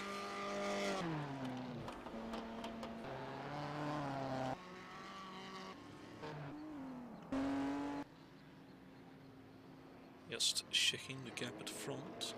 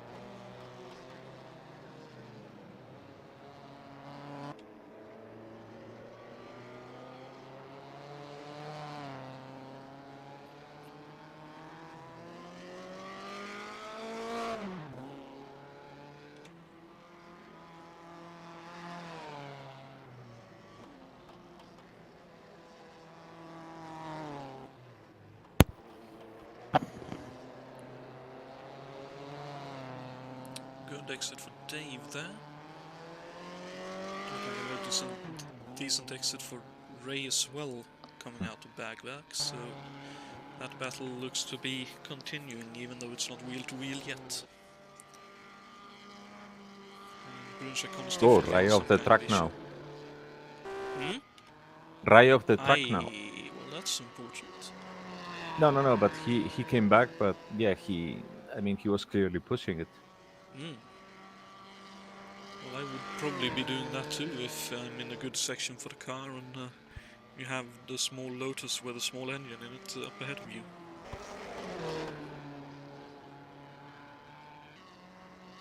Now it's David who has a steady gap in front, 8 seconds at this point, and he's coming to a lap car, I guess.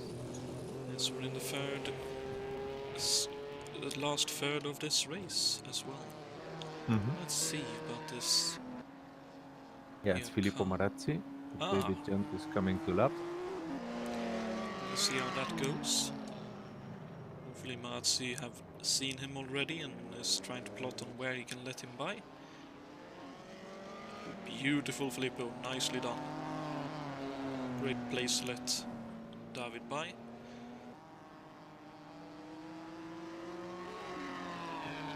I say that's one of the few moments where being the first one to lap a car is actually not a disadvantage.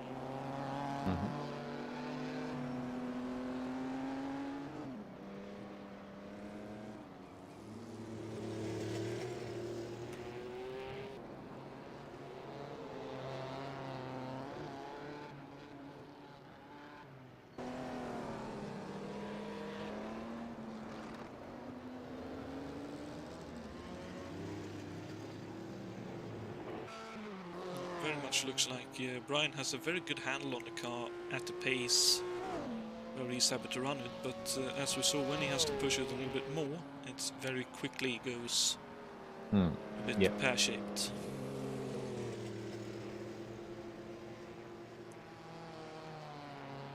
The fortunate thing to see is that he doesn't seem to have any damage from it. Let's see.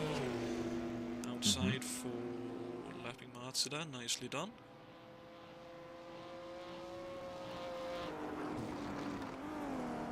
I think now it's a bit of a patience game for Brian. He needs to trust that David has been pushing too much the engine and is not going to finish the race. And there's still a long way till the end of this race. Indeed. It means another 45 odd minutes. Yeah. And then there's also the small caveat to that he has Juha Boos only 4 or 5 seconds behind him as well, who can still play a part in this race as well. Yeah, Brian should actually probably be more concerned by Juha than by David at this point.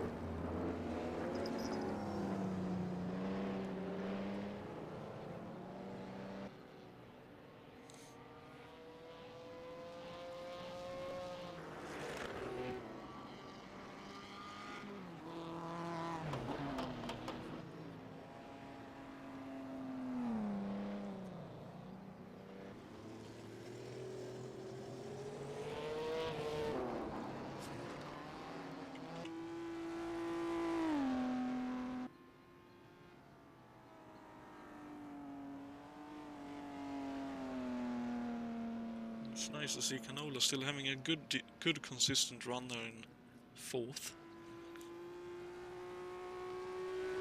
Yeah, well, when he's running on his own, he's really a master of keeping the concentration and not putting a foot wrong. And this is exactly what you need with these cars.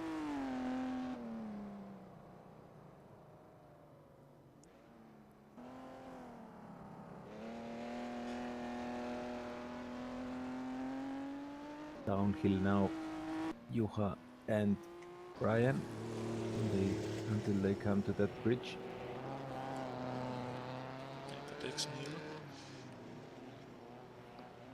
And now it's uphill again.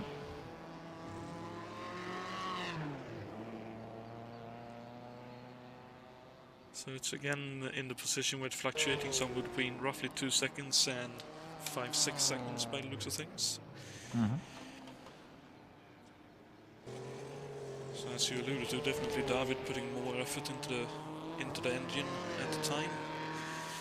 So definitely will be interesting to see how that will transpires. And Dave now with a 9-second gap to Ray behind him. So looks like for the time being, the smaller British car is beating the bigger British car. And I wonder, would there be any cause for concern for the drum-braked cars for brake fade? But Run now? brake fade Or brake in fade or terms brake of wear? brake wear, brake wear. No, I don't think so. I think the issue here is only the fade, not the wear.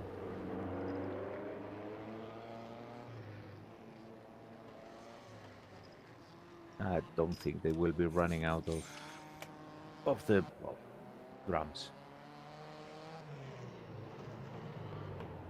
Okie. Let's hope you are correct.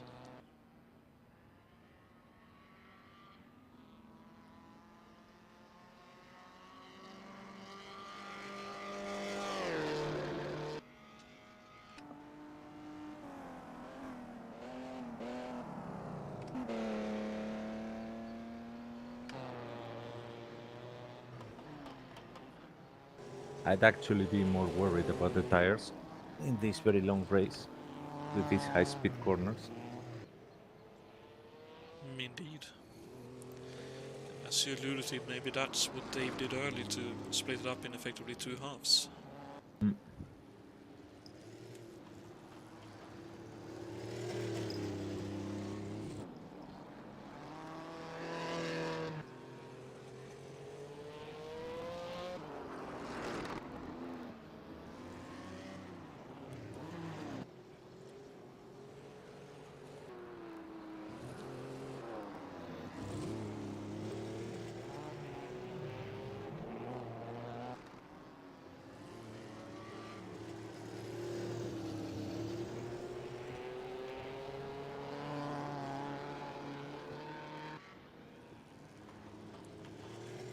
Yannick all crossed up, all sideways up the hill there. That looked a bit too much.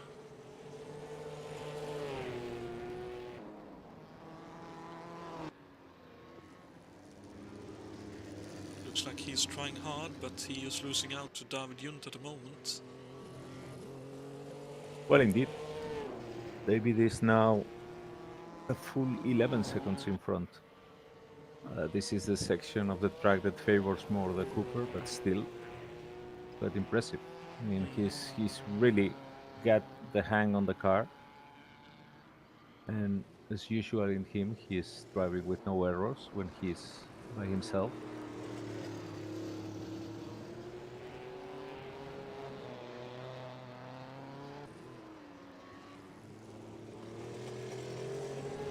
And he's not even hitting the red line. So seems to be quite conscious of the need to preserve the car. Now on the backstretch, you can see in the background the castle there on top of the hill.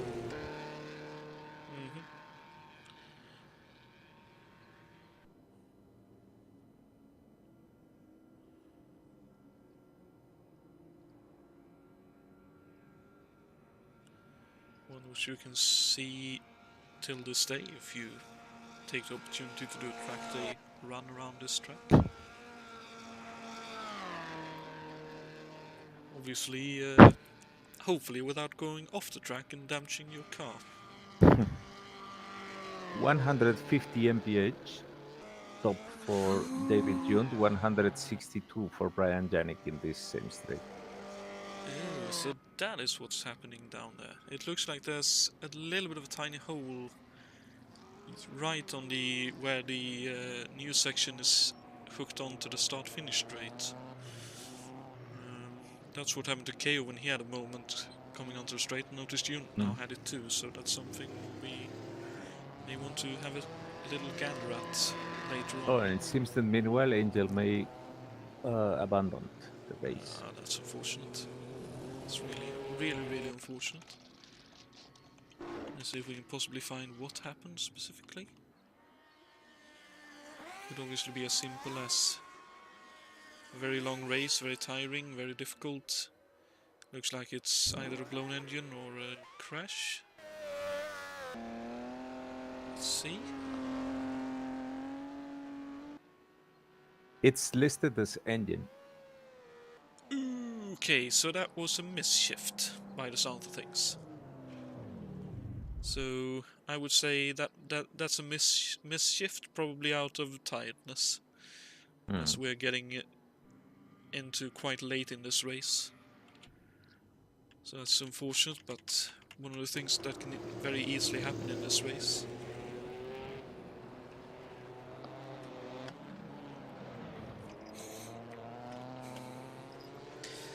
Lucy, I know you want to help with the broadcast, but it doesn't help me that you're on the keyboard, you know?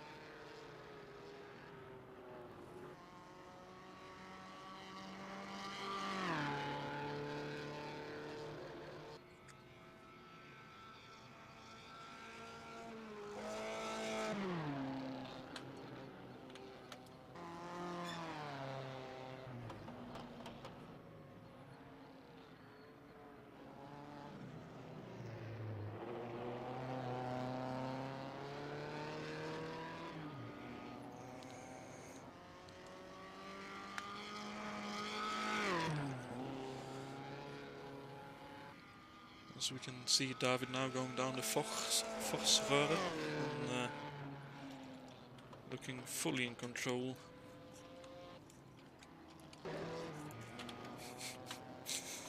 Microphone muted. Microphone It's at this activated. point 7 seconds in front. It was 11 seconds before. So either he cut back a bit or Brian has sped up. Let me see what the lap times have actually been. Yeah, I mean, Brian's quickest lap was the 7th when he slotted below 9 seconds. Then in the 8th, due to the incident with David, he was 9, he did 9.9 minutes and 10 seconds. Then in the next lap, he went back to more or less normal rhythm and did 9.01. And the last one had been 9.02. So he's actually still like 1 or 2 seconds slower than the moments when he was going quickest, which were laps number 5 and 6, up until the point where he had the incident with David. So I don't know if there's damage in the car, if the tires are too worn or what, but he's certainly not going as quick as before. In the case of David John, he actually is not going that quick either, because lap 9 was in 9 minutes, lap 10 was 9 minutes, in nearly 2 seconds. But he had done 2 laps sub 9 minutes in the previous ones. Could it be as simple as they can do those sub 9 minute laps, but they then need to cool both the engine and possibly even the tires? Yeah, I think that's the case, Jonathan. He probably did all the effort to catch up with Brian, and when he saw himself in the lead and Brian had spun, he basically cut back, and that's why the distance has now shrunk to 7.5 seconds when at some point it was 4 seconds bigger.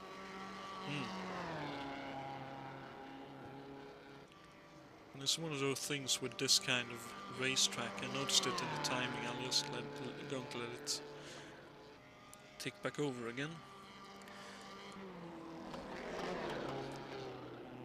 While we have a few close battles, obviously, it's interesting to see that the distances compared to most other racetracks is immense. Like, okay, it's 11-12 seconds between first to third, but then it's nearly 2 minutes back to fourth from the leader. 3.5 minutes back to 5th, 4.5 minutes back to 6th, then a little bit of a gap for 43, but then 5 minutes back to the car in 8th. It's a shame that there was that disco for Team Healer because he was looking very solid for this race. Definitely so. I wonder how this all is going to affect the championship. Well, not that David was too much on it because he had missed some races, but Both Yannick and Bors are well placed in the championship though, and they are scoring some fully decent points to date, if they're finishing where they are at the moment. so at this point, I mean, Team Healer was leading with 22 points. Juha was quite close with 18 points. I think it's 4 points awarded to the third qualified. So that means that if things end as they are now, Juha Boss will match Team Healer in the lead. Brian Janik will be just 2 points behind because he would come with 20 points. No scoring for David Jakes Anderson. Iago Canola would score, I think, 1 point. Canola currently would score 3, I believe. Or three. That's for 5th. Okay. And then David Junt would get up to 10 points, but, well, obviously way behind these guys. So at the top of the championship, it would look the same. Healer from Boss to Brian Janik, but all of them closer together. Within 2 points, that would be, right? No, actually, wait a moment. Brian has 14, so it's no, yeah, indeed, 6 points more. That no, I'm wrong with that. So first qualified gets 9 points. Second gets 8. Okay, then it's. Let me check that. Juha would indeed overtake Team Healer, and Brian would be even with Team Healer. I think. Yeah, that's what would happen. But of course, it all depends on whether they are all able to finish the race and in this position.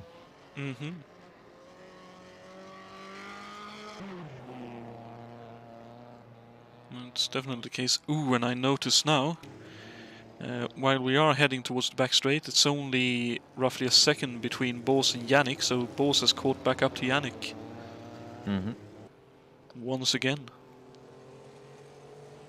Ooh, but Bors are really sideways coming onto the back straight, trying his darndest to get a good run onto the straight. I think he'll be just out of slipstream range though, so he might get a little bit of a pull down part of the straight, but I think he's now out of the help of the arrow from the Ferrari ahead.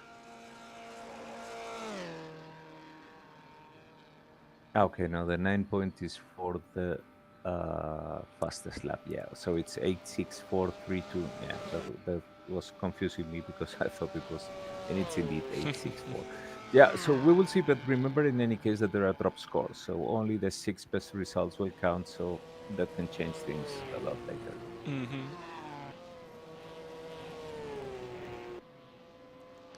Definitely so. So yeah, that slipstream definitely helped Juha. He only dropped about a second from Yannick. That's dotting her straight. So this lap could be troublesome for Brian, to say the least.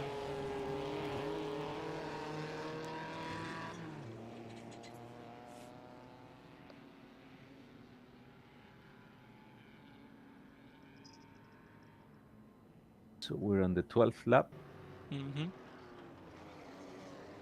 Ooh, and Brian all crossed up on the bank left-hander behind the pit complex.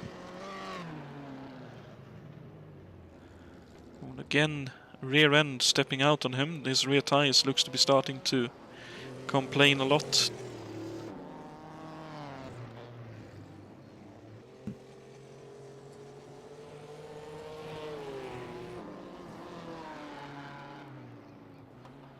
Oops, taking all the curve there.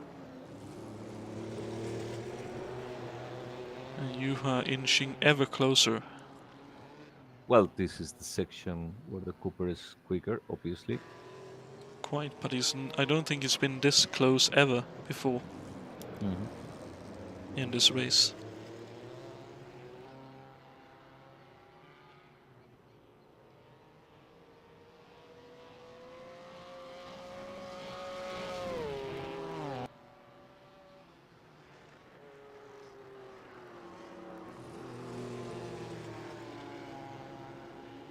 You can see almost by just from this trackside view how much easier it seems for you to get the line he wants at the moment compared to for Brian in these turns. Yeah, it's likely that Juha has been able to cool down the tires enough.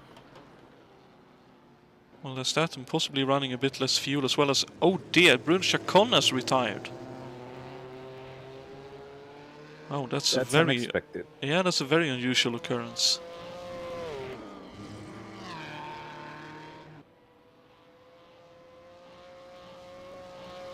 Seems to be a wheel missing from the car, so I gather it's an accident.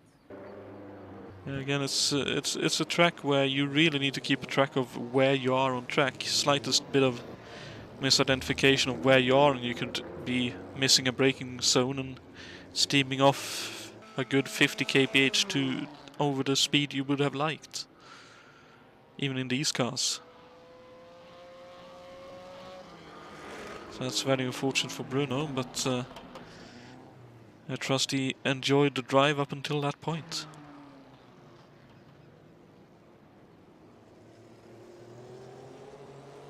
So, Juha now coming closer to Brian. This is the section where the Cooper can shine, and he knows it. Just to push things now. Oh, and he definitely is trying. Yeah, and let's see what happens if Brian has learned the lesson from the previous situation. Wow. Looks like both of them are right on the edge of what they can get their cars to do. Yeah, going now downhill, and I'm guessing that part of the issues for the Ferrari here are not so much the tires, but maybe the brake fade, because it's a heavier car, and at some point, I mean, you've been putting a lot of stress on them.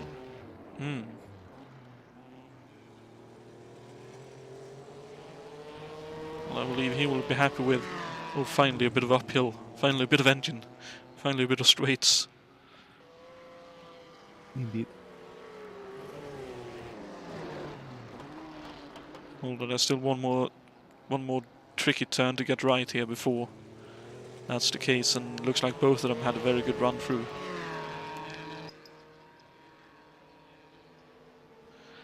That bag back.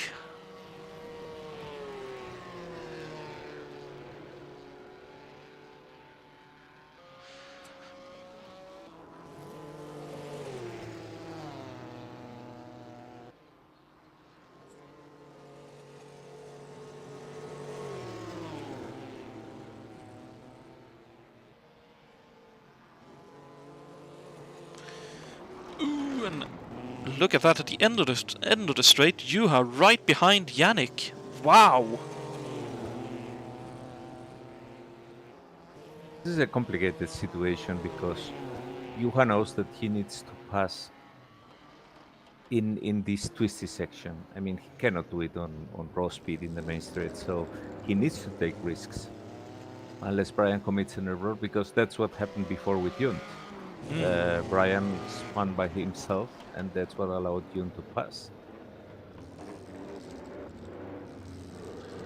Well, we've seen that it can definitely happen. The question is, can Juha put him under the same amount of pressure and force a similar error out of Brian? We will see, but Brian probably has learned the lesson also, and will not be letting his team. Oh dear, oh dear, oh dear. I don't think Juha should take that position, and looks like he is indeed dropping in behind for now. No, but that was very good car control from Juha, because they didn't even touch. For sure, for sure. So I think right at the bottom of this hill will be US first prime opportunity now. Oh, he's a bit too sideways though. I don't really get, in any case, the urgency of you had to overtake. I don't think that Brian is really like slowing him down that much. Probably not. It's more a case of it's nice to be in front.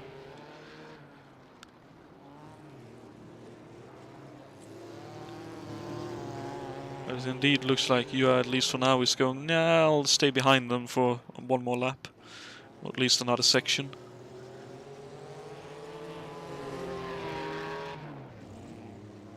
They can probably see in each other that both of them are struggling a little bit with their rear tires at the moment. Well, they surely have overheated them a bit by doing this fight. So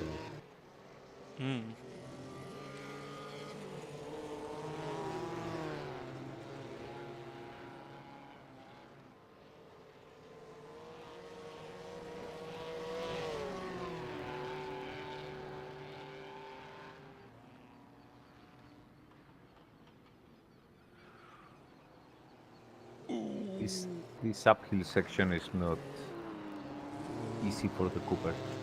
No, indeed, a big lockup, and then obviously trying to get the car turned in and under control. That looked quite sketchy.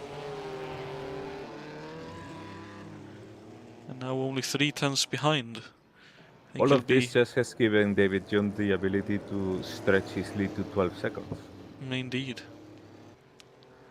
When Bo's now right in behind Yannick. Let's see what happens down the straight. We saw Cooper earlier be able to keep up with what I think was one of the BRMs. Yeah, but now when they put the final gear, I mean, Juha can use the slipstream because he has a very long gear. So that's the thing. I mean, if this was, oh, look at that. I mean, he's matching the speed thanks to the slipstream. But I mean, if this was David Young's car, then for sure, Young would kill the engine here. Because at this speed that his car by himself is unable to reach, he would overrev it badly. So Juha can keep up here, and that's good for him because normally this is where Brian would get some relief. And if Juha is too much behind, then he cannot benefit from this slipstream. But this time he could, and that's the good thing because they are starting now again the new lap, and yet Brian hasn't been able to capitalize on the advantage of the place where his car can basically open a gap with the Cooper. So he's going to suffer this pressure for the whole lap now. We can see that the difference because sure you are kept up, but they both pulled in what looks to be 3 seconds on Junt on that straight. Yep. So, I apologize to all other drivers in this race. Actually, there is a battle going on, so let's quickly jump back to that, which is Daucher versus Ridol for 7th. This battle has resumed, having dissipated earlier. Let's give them a little bit of screen time here for a moment or two. Well, we can see that Bors is still putting Yannick under pressure on the timing board. Yeah, he's really, really glued to the back of Brian Yannick now. In this twisty section, that's where Juha wants to make the pass, and Brian is trying to make the car as wide as possible. Oops! Touches Brian on the back. I was not expecting him to brake there. Well, that could be the brake fade coming in, that he has to brake a little bit earlier and Juha does not. Yeah. Well, and also in itself, the Ferrari is probably not able to enter the turns as quick as the Cooper. True. So you are so close and battling it.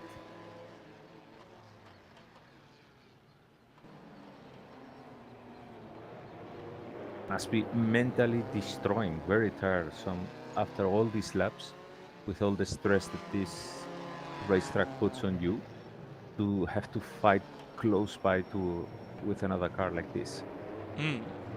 For sure.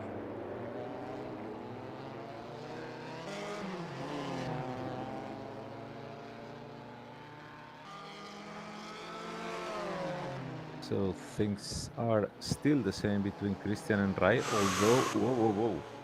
Well, at least it was the same. Both of them ran wide on the grass. Oof. It was, yes. So I think that was a case of monkey see, monkey do. Follow Jan and all that. It all Looks ended a little bit I too think quickly, and Dauge did the might get same. it now. No, Brian blocked it. That Ferrari is very wide, and this truck is very narrow. Definitely so.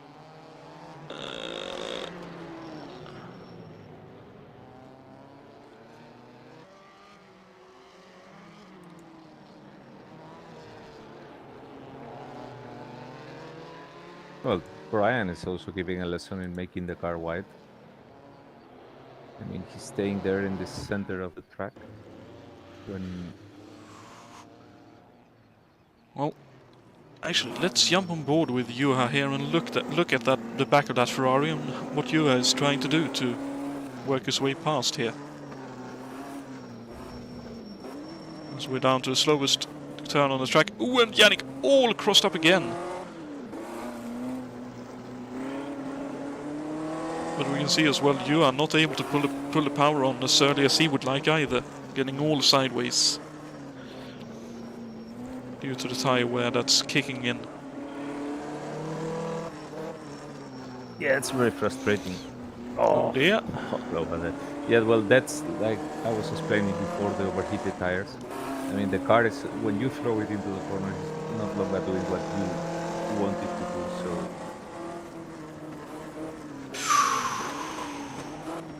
Really pushing hard. That could have very easily ended in the grass and off the track for Juha.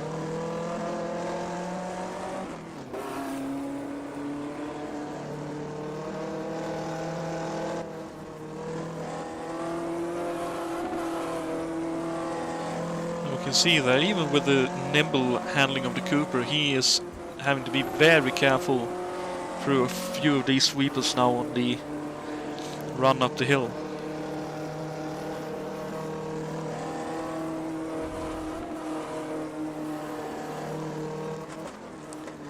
And it's interesting to see as well, Brian only able to pull a couple of tenths on that straight. And obviously that very difficult left-hander, Juha catches back up again.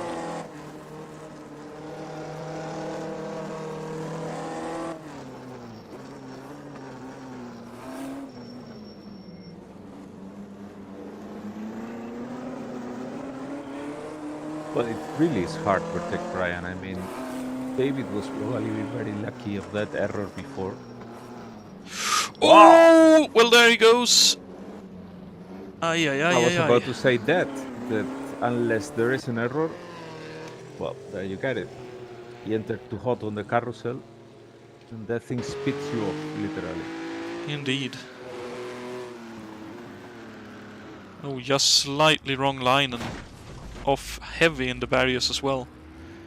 Looks like that car is...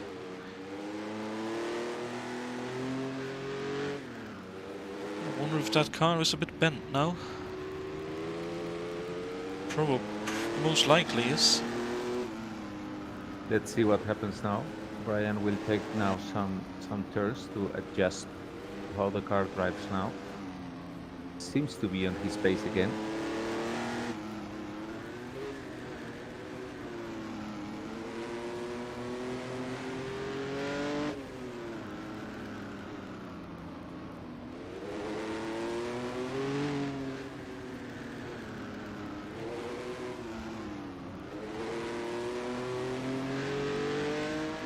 Some more time until we see whether the car can go well or not. Indeed, but that means for the moment it's a Cooper 1-2. Yeah. And speaking of birds, we can go back to Christian and Rai.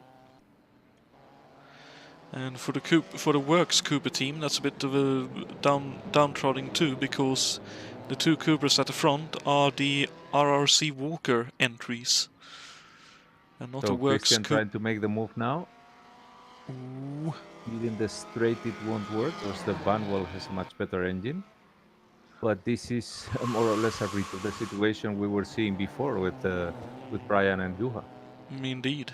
Oh, and look at that! What a beautiful line that became for Dorsia. Possibly a little bit unwillingly, but became very good indeed.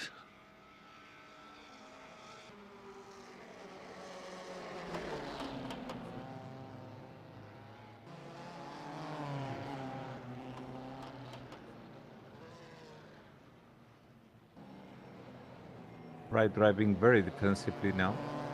The corner entry. This could be the situation for Doja. Let's see. Now the engine in the van wall is something that is going to be really complicated to overcome. Definitely so. Although it's quite fragile too, so we will see.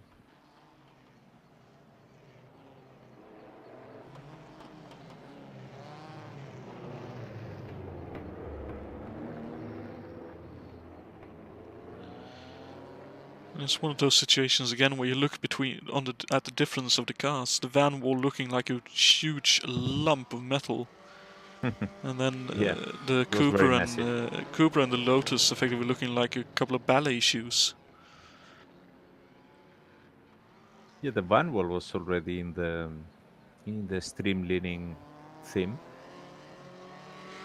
That's why that very peculiar rear. You can see that also in the Lotus.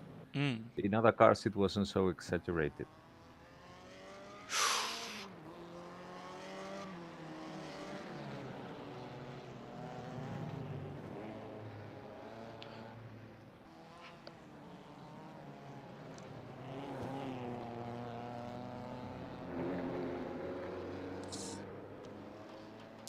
Looks like Doucher will have to take a few turns to try and cool down the tires. Having had a go. Somewhat similar to what we had in F1 91 in a way. Oh, you have us now very much over the curb. To be careful there because Brian could be again.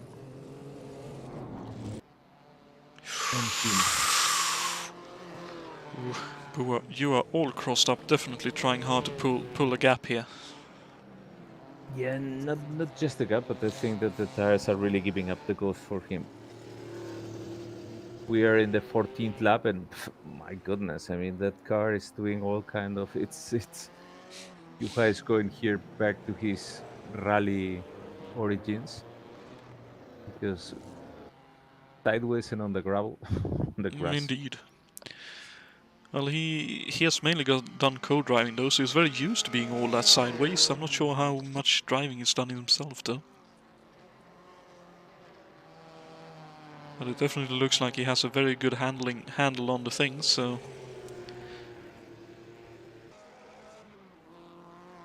I remember that funny sticker that I saw somewhere that said really good drivers have kill the mosquitoes with the side windows. Quite.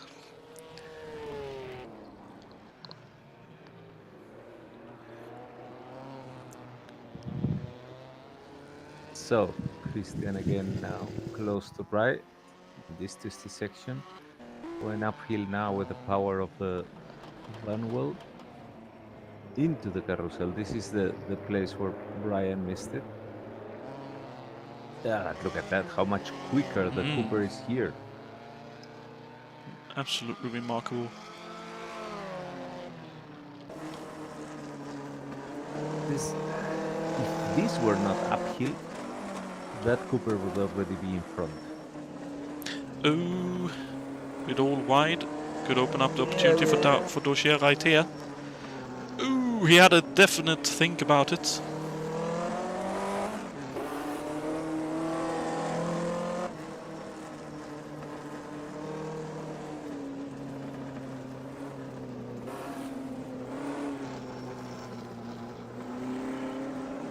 Oops. There. Lit up to the curb. Lost some speed there, but seems to... I mean, Preis driving very defensively. He's really feeling the pressure here. And he's just dying to get to the quick section.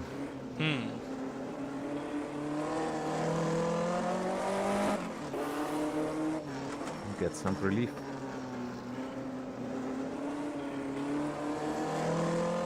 Definitely so. I think they are there now. Yeah, here the Van Wall takes off. Needs to brake harder when coming to the turn. So a couple more turns and then they'll be at the Flandsgaten section. And he will be able to pull even more of a gap than he has right now. Should at least be able to. Although he looks to be understeering a lot through here. So Docher actually gets closer. Ooh, both of them just about staying off the grass. Oops. That seems to me like quite overheated tires. Well, also the case for Right Without, who's locking the brakes there. Yeah, both of them definitely trying hard.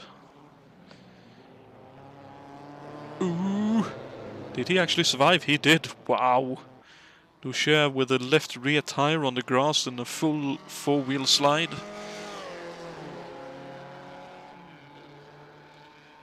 And I can see Brian Janik crawling with the car and signaling pits. Oh So dear. I would say that he's likely going to make some repairs because that car is crippled. Ooh, yeah, that's definitely not looking good. Whatever So, happened there then? Must have been a final hit somewhere to cause that much of a unpleasant car to drive. you have meanwhile probably already thinking now if he will be lucky enough to get a blown engine in June's car. Ooh, I wonder if that's a puncture on the rear. Let me see. The wheel doesn't seem to be deflated, but yeah, well, it's lower there, so the car is bent. Yes, but a puncture, I'm not sure. Maybe with a puncture he could not be even that quick. So I'm not sure if it's puncture or suspension. You're probably right that in it being suspension. It just looked like he tried to get the power on it. It's the first time I've seen him spin up the inside rear tire on corner exit. There's probably the suspension being all... Yeah, he's going too quick for a blown tire. Yeah. Well, that's unfortunate for him, and it looks like 14 seconds to you. I think you has decided, nah, I'm happy with finishing second and retaking the lead in the championship. And who knows, there's still time for David's engine to expire, Oh, and as for everyone else. Meanwhile, we missed that Christian has finally been able to overtake. Oh, Right. oh, sorry, Christian. Let's see if we can rewind and get that on the replay.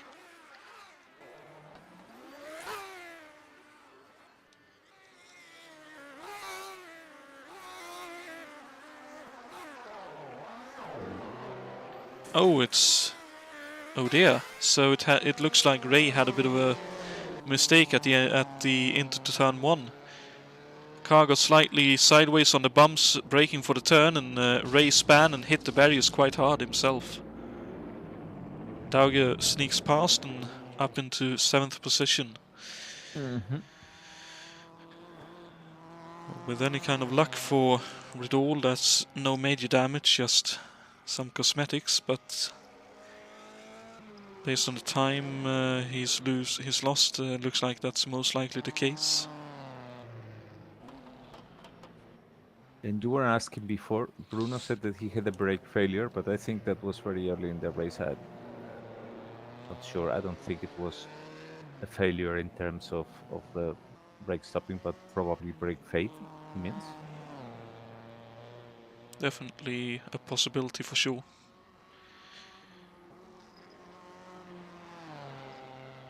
So, as things are now, it seems quite safe for David Junt, who is about 20 seconds in the lead, followed by Juha Boss. Ooh, Dave Then Miller come, with a spin. yeah, Brian Janik, still with a crippled car, trying to head for the pits. He's now on the backstretch. Thiago Canola, that could be a podium for him. He's right now 1 point, I think, Okay. 1.22 seconds behind Brian Janik. But if Brian has to stop, but Brian, look at that. I mean, he's doing 150 mph in the straight. So yeah, that's definitely not a puncture. That's a bent suspension. And now it's a question of whether he will or will not try to do repairs. Comes to a crawl when going over the kink. Dave He's Miller on losing the gobs of time there. Dave Miller on the other hand, that is a puncture, I'm fairly sure. On the right rear of his car. Probably happened down Fossröhre. So that's very unfortunate for him. He's now dropped out of the points, and the positive is that Christian Dauchier has climbed up into the points. Mhm. That's very unfortunate for Dave, who was having a great race up until that point. So at this point, Brian Janik is losing time very quickly. I mean, he now has to make a decision because, okay, he comes to the main straight. Let's see if he Yeah, goes you're for on the replay. pits. He's actually gone past the pits and continuing. He's now Ah, on okay, yes, behind the no, pit no. complex even. So he has decided not to go for the pits Yeah, because there is only one lap left, yep, and and he he has has 1 minute he, 20, is it?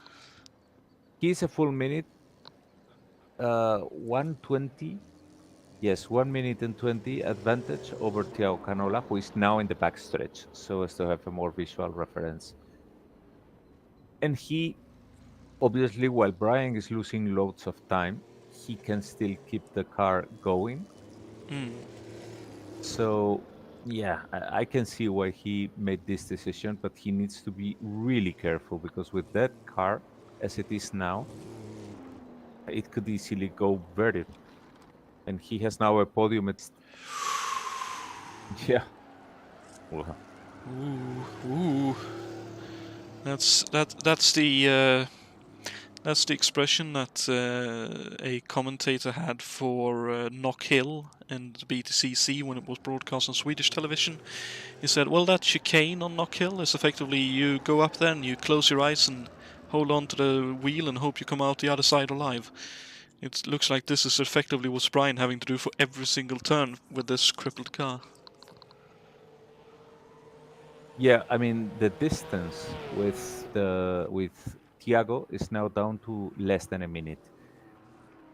He's losing, I would say, let's see, 57. Well, it's hard to tell, but 56, it's going to be quite hairy. I would say that he maybe loses 1 second every three. Well, I suppose it's a case of for him that if he were to stop for repairs, he's probably guessing that the team would need over like 1.5, maybe even 2 minutes to repair. And he's feeling that, well, 53, I'll 52. yeah, and he's probably going, well, I'll roll the die and try to keep it third at least. Well, this is the last lap. I mean, if he's able to finish this lap, that's as good a chance as he can get to stay in third. Stays at 52 because he's able to speed up, but it's like now. But at the point of the track where he's now, he still has like 7 minutes to go. Indeed.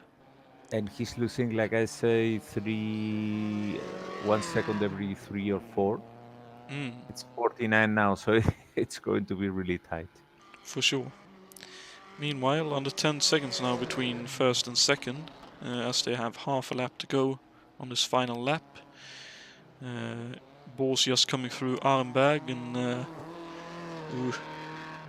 car is very loose on him, but I think David has just as loose a car, with it being the same make of car. And I'm pretty sure that Thiago has by now realized that he's catching up very quickly with Brian. Have a look at this. Well, yeah, he has his quickest lap so far in the last one, 9:08. Whereas in the case of Brian was 10:01. So nearly a full minute per lap. And that's more or less the distance between them at this point. Well, I mean, not even that. It's 39 seconds. It'll be extremely tight. It will be extremely tight, yes. 37 seconds. Let's see where Brian is. Ooh, he's going now down to the bridge. No. I would not put my money on Brian keeping that third position at point. 34 seconds distance. No, that's not going to be possible. Oh! Yunt smoking! Yunt has blown the engine with less than half a lap to go! Ah, there you go. There you go. We were talking about this the whole race. Indeed, and here comes Boss to take over the lead and be able to score even more points as long as he brings the car home from here. And even from this high view, I could see the smile of Juha behind the helmet from one ear to the other. Yeah, I'd say that was a smug face right there. That's really unfortunate for David. He's put on a masterclass of a race, but unfortunately the engine, or possibly the radiator, that's more likely the engine though, calling it quits with what I think is roughly 12 Ks to go. So he's parking it, and meanwhile Brian has only a 24 seconds lead over Thiago Canola. Make that 8-9 Ks to go. This is going... What a drama till the end. Incredible. After 15 laps. Indeed.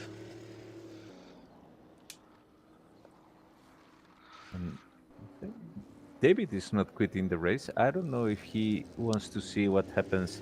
I mean, if he can be like qualified, but no, with 10, 11 drivers on track, that doesn't make much sense.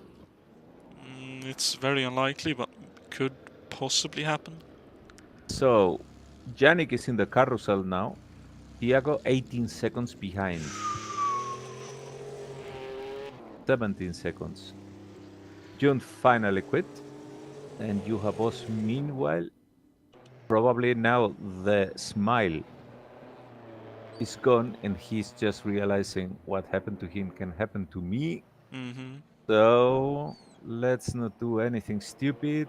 Yeah, he's probably taking just a little bit extra care with every shift. Yeah, because he has a massive advantage at this point. 1.40 something, 1 minute and 40 something seconds.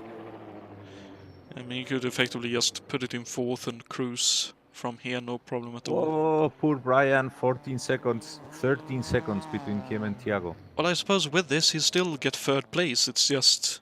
He will. It's just he won't get second. From his point of view, he just lost second. Oh. Bo's coming down the back straight. Down Dutting her and Thiago just went by the place where David Young did not finish, and that puts him in third. He's 10 seconds behind Brian, and Brian, oh, I can't imagine what Brian is thinking. He wants so badly. Do sheer out as well. So 2 Coopers retiring during the last lap. As Bose now comes through the last section, And Miller is reversing in the pits. What's up there? Oh, I'm not sure. Maybe he wants to try and cross the finish line after Bose, but it doesn't look like that will happen. Bose takes the win here tonight. Yeah, there you go. Juha wins the race. And Brian Janik has 6 seconds behind him is Thiago Canola.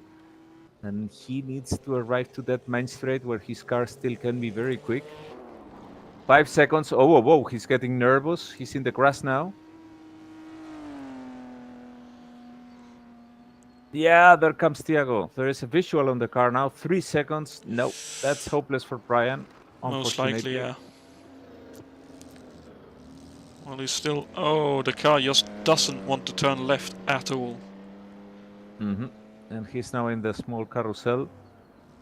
Thiago is coming and seeing the crippled car, he should be taking it easy. Yeah, he should be able to get it down the straight, no problem at all. Ooh. Need to be careful here. Because Brian doesn't have really full control of the car. Indeed. There he goes. Side by side.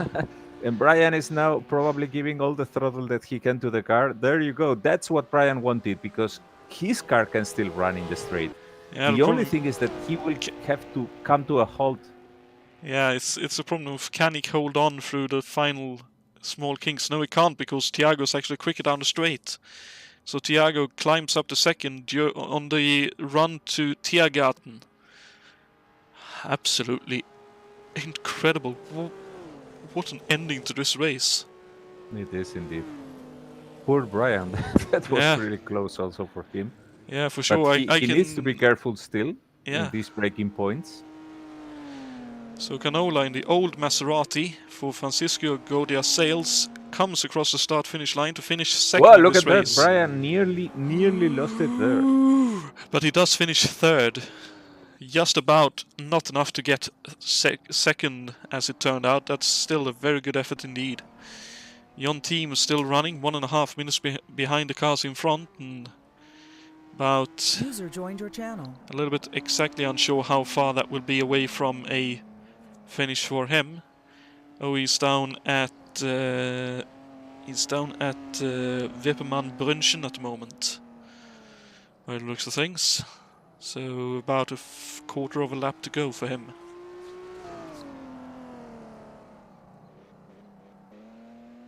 Good evening, gentlemen. Good evening, Juha. That was a very quick sprint up to the broadcast booth. Congratulations on what turned out to be the win here tonight. Yeah. We were saying all the whole race that we were expecting that David was going to blow the engine because he had been really punishing it. Did you also expect that? Yeah, I knew it, because he told me how much he was revving. And I told him after 2 or 3 laps that you're never going to last till the end. You're taking 7,000 out of it. And he says, well, I'll get going for it. If it dies, it dies. So died on the final lap.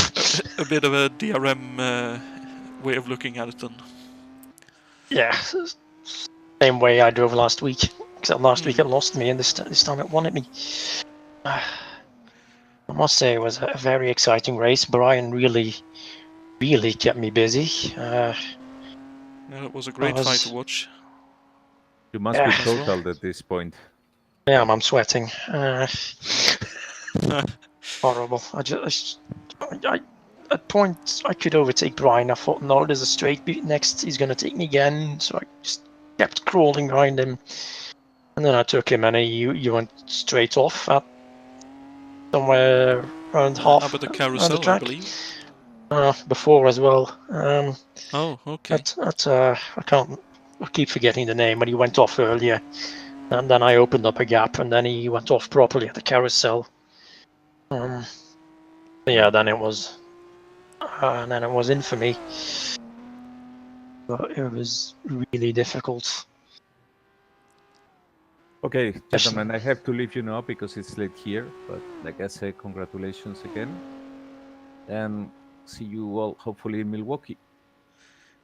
Yep, take care, Beto, and thank you very much for joining me tonight. Take care. User disconnected from your channel. So we can see here on screen Jon Team in the Scuderia Centro Sud Ferrari coming down the Duttinger Höhe and over The into Maserati. Tiergarten. It's a Maserati, my bad. I'm misidentifying cars left and right between the Maserati and Ferrari. They are building them a bit too similarly with color and design. Anyway, Jon Team over the final crest, crossed the finish line to finish 4th in a 2 points. fantastic effort. Wowee. They'll have Ray, I think. Yep, next will be Ray in the van wall, given that he is able to finish the last bit of this race.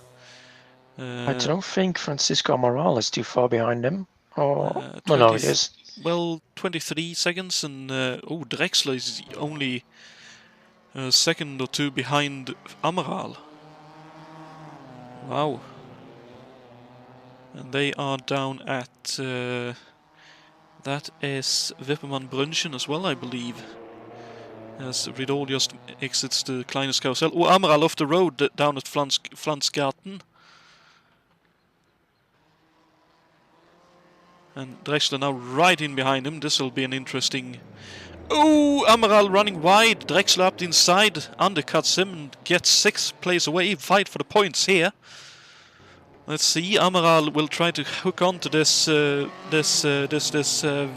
van wall as well as he can down the straight, but I think that's probably going to be a losing battle. But he'll definitely... Ooh, 2 sideways, but he'll probably give it a try. Meanwhile, Ray Ridol coming down Duttinger Höhe towards Tiergarten for the final time. And he himself has had a quite battle-filled event. Sitting in 5th, 6th, 7th for most of the race. Well, 7th and 8th, to be fair, most of the race. It looks like he will, in the end, finish 5th here tonight, and I think he will be quite happy with that. As he finishes now, and Drexler... Final point to Ray. No, it's down to 6th, isn't it? No, I think it was 5. Oh, if that's the case, then too bad for Drexler, because he finishes 6th here. Oh, Amaral! Oh no! That's one way to finish the race, and technically he hasn't even finished it. Oh! Oh, that's so unfortunate. The car was looking very loose for him, and it went on him in the final 2 kinks on the track. And now he's killed the engine. Oh, that's unfortunate. So Hackman is going to take his 7th place. Looks like that's going to be the case, yeah. That's very unfortunate for Amaral, but that's just one of those things. So Hackman will finish 7th. Looks like Meller will also take 8th away from Amaral. So Amaral will finish 9th in this race. Junt retired in 10th. Daucher retired in 11th. And Filippo Marazzi finishes 12th. Wow.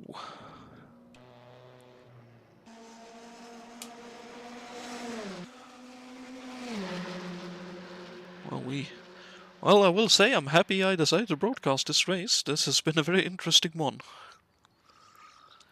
Wow. Whew. And we also have Thiago Canola, so let's see if we can get him into the booth here. Here is Thiago Canola. Congratulations on just being able to pick up 2nd place in this race. You must be very happy with that. Yeah, at least the plan worked in the end. I had set my race before the race. Okay, that's my plan. I will stick to it. See what happens in the end. 15 laps was a long race, and yeah, pretty happy. Yeah, was very intense in the last lap trying to catch up with Brian, and I think Dave. I think probably he blew up his engine. David Junt had a blown engine, yeah. So that was effectively for you drive at a pace for 13 and a half laps, and then 14 and 14 and a half laps, and then 1.5 laps of, oh, maybe I can catch him. Exactly. Yeah, I saw. I smelled the blood, and I saw that the difference started to drop quite a bit. I don't know what happened to Brian. Maybe he had a moment or crashed something. He had, I think, 2 separate offs. One of them in the carousel. Damaged the car quite substantially, and then I think he had a third one as well to properly bend the car and try to get the car home from there. Yeah, and I had some engine left in the end, so okay, I didn't use the engine at all during the race, so it was time to use it. And so fortunately, I was happy to beat the Ferrari in the straight line there because he wasn't able to push, and I had plenty of horsepower in the back. Mm-hmm.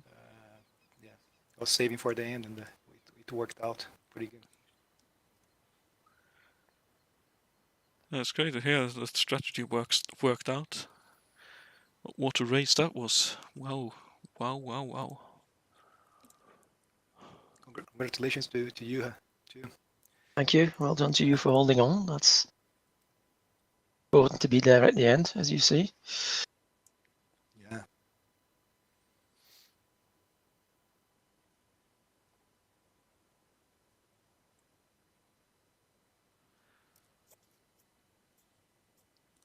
Oh, we have David Junt in the green room as well, so User was moved to your here channel. is David as well. Commiserations, David. That was very close to working out. I know, yeah, I failed. I was a bit too aggressive, I guess, on the engine. I felt like temps looked below the recommended, like don't go over that. Thought the shifting was okay, but to be honest, that was bad. I had like 2 times where I needed to gain back time from spinning or just being generally a bit of a noob there. And then, well, I reeled in Brian. We had a bit of a fight, and I mean, looked good. And then I get out of the turn and poof, engine gone. I'm like, yeah, I messed up. That's it. No F1 win for me. But hey, congrats to Juha. Thank you. Jaakko making it last. Yeah. Thank you, Dave. I took fastest lap at least, but I fast burner. It's Yeah, definitely. you guys were flying. I was thinking like with myself, there's no way some of these guys will make to the end with this pace. Yeah, I will say it was great fun to watch those battles, especially between you, David, and you early on in the race, and then obviously both your fights with Brian later on, along with everyone else who had great fights as well. That was a lot of stuff happening all over the place. True. I mean, it was pretty exciting. The track looked really nice to drive and look at, and it just feels a bit. Yeah, I mean, one day before my birthday, I was like, yeah, that stinks now. That stinks now having such a good result, throwing it away. But well, that's what a noob one of driver gets for like going at least like half a 1,000 RPM, probably too high. It would have been like half a lap so close, but there is no ifs and buts in racing. Either way, it was definitely good fun to watch that. And early congratulations on your birthday, and happy birthday with the present of your fastest lap that you got today. I suppose let's have a look at the trivia question that we had for this race and see if you guys have any idea towards the answer. The question for this evening that everyone had the opportunity to ponder during this hectic race that it turned out to be, for most of it, was who set the fastest race lap in the 1958 German Grand Prix, the real-life event that we took part in this evening? Was it A, Mike Hawthorne in his Ferrari? Was it B, Sterling Moss in his Van Wall? Or was it C, Tony Brooks in what I think was one of the other Ferraris? Any idea from any of you what the answer could be? I would say B. B for Sterling Moss, all right. I'm going C for Brooks, because like I think he just What was passed answer away. A? Mike Hawthorne. I'll go with that. Right, and we have C answers from May and Berlin. I believe I saw an answer for B earlier as well by one of our viewers, and congratulations to everyone who answered B for Sterling Moss, who set the fastest lap at a 9:09.2 in the race trim set up for the cars that year. Oh dear, we were a bit too fast here. Like I said, what was it, 8:57? Well, I'd say it's a case of, well, it's difficult to get a perfect representation of such a vast track, That's true. especially from that far back in the days as well. See, my pace was proper pace then. For sure. Right, so just to remind everyone as well, next weekend we will have the Miller American 200 in honor of Rex Mays in the 87 Kart Championship, around 6 of 15 in that one. The race will start at 2000 hours. Broadcast will probably start somewhere between 1930 and 1945, dependent on how everything turns up ahead of that race. That'll be a short track at the Milwaukee Mile, also completely different track to the Indianapolis 500 and the Indianapolis Motor Raceway that we visited last time. So that'll be another interesting change in that championship and another interesting race, I'm very much sure. But with that, I would say thank you to all our drivers for taking part, and to David, Johan, and Thiago for joining us for the post-race interviews. Thank you as well to Alberto for joining me in the booth, and thank you to all our participants, and congratulations to all the finishers, as well as to Johan for the win and Thiago for second place, and complete brain fade on who finished third. Brian for finishing third, thank you. Until next weekend for the Milwaukee Mile and the Miller American 200 in honor of Rex Mace. Have a great week, everyone. Take care of yourselves and have a good time. Good night.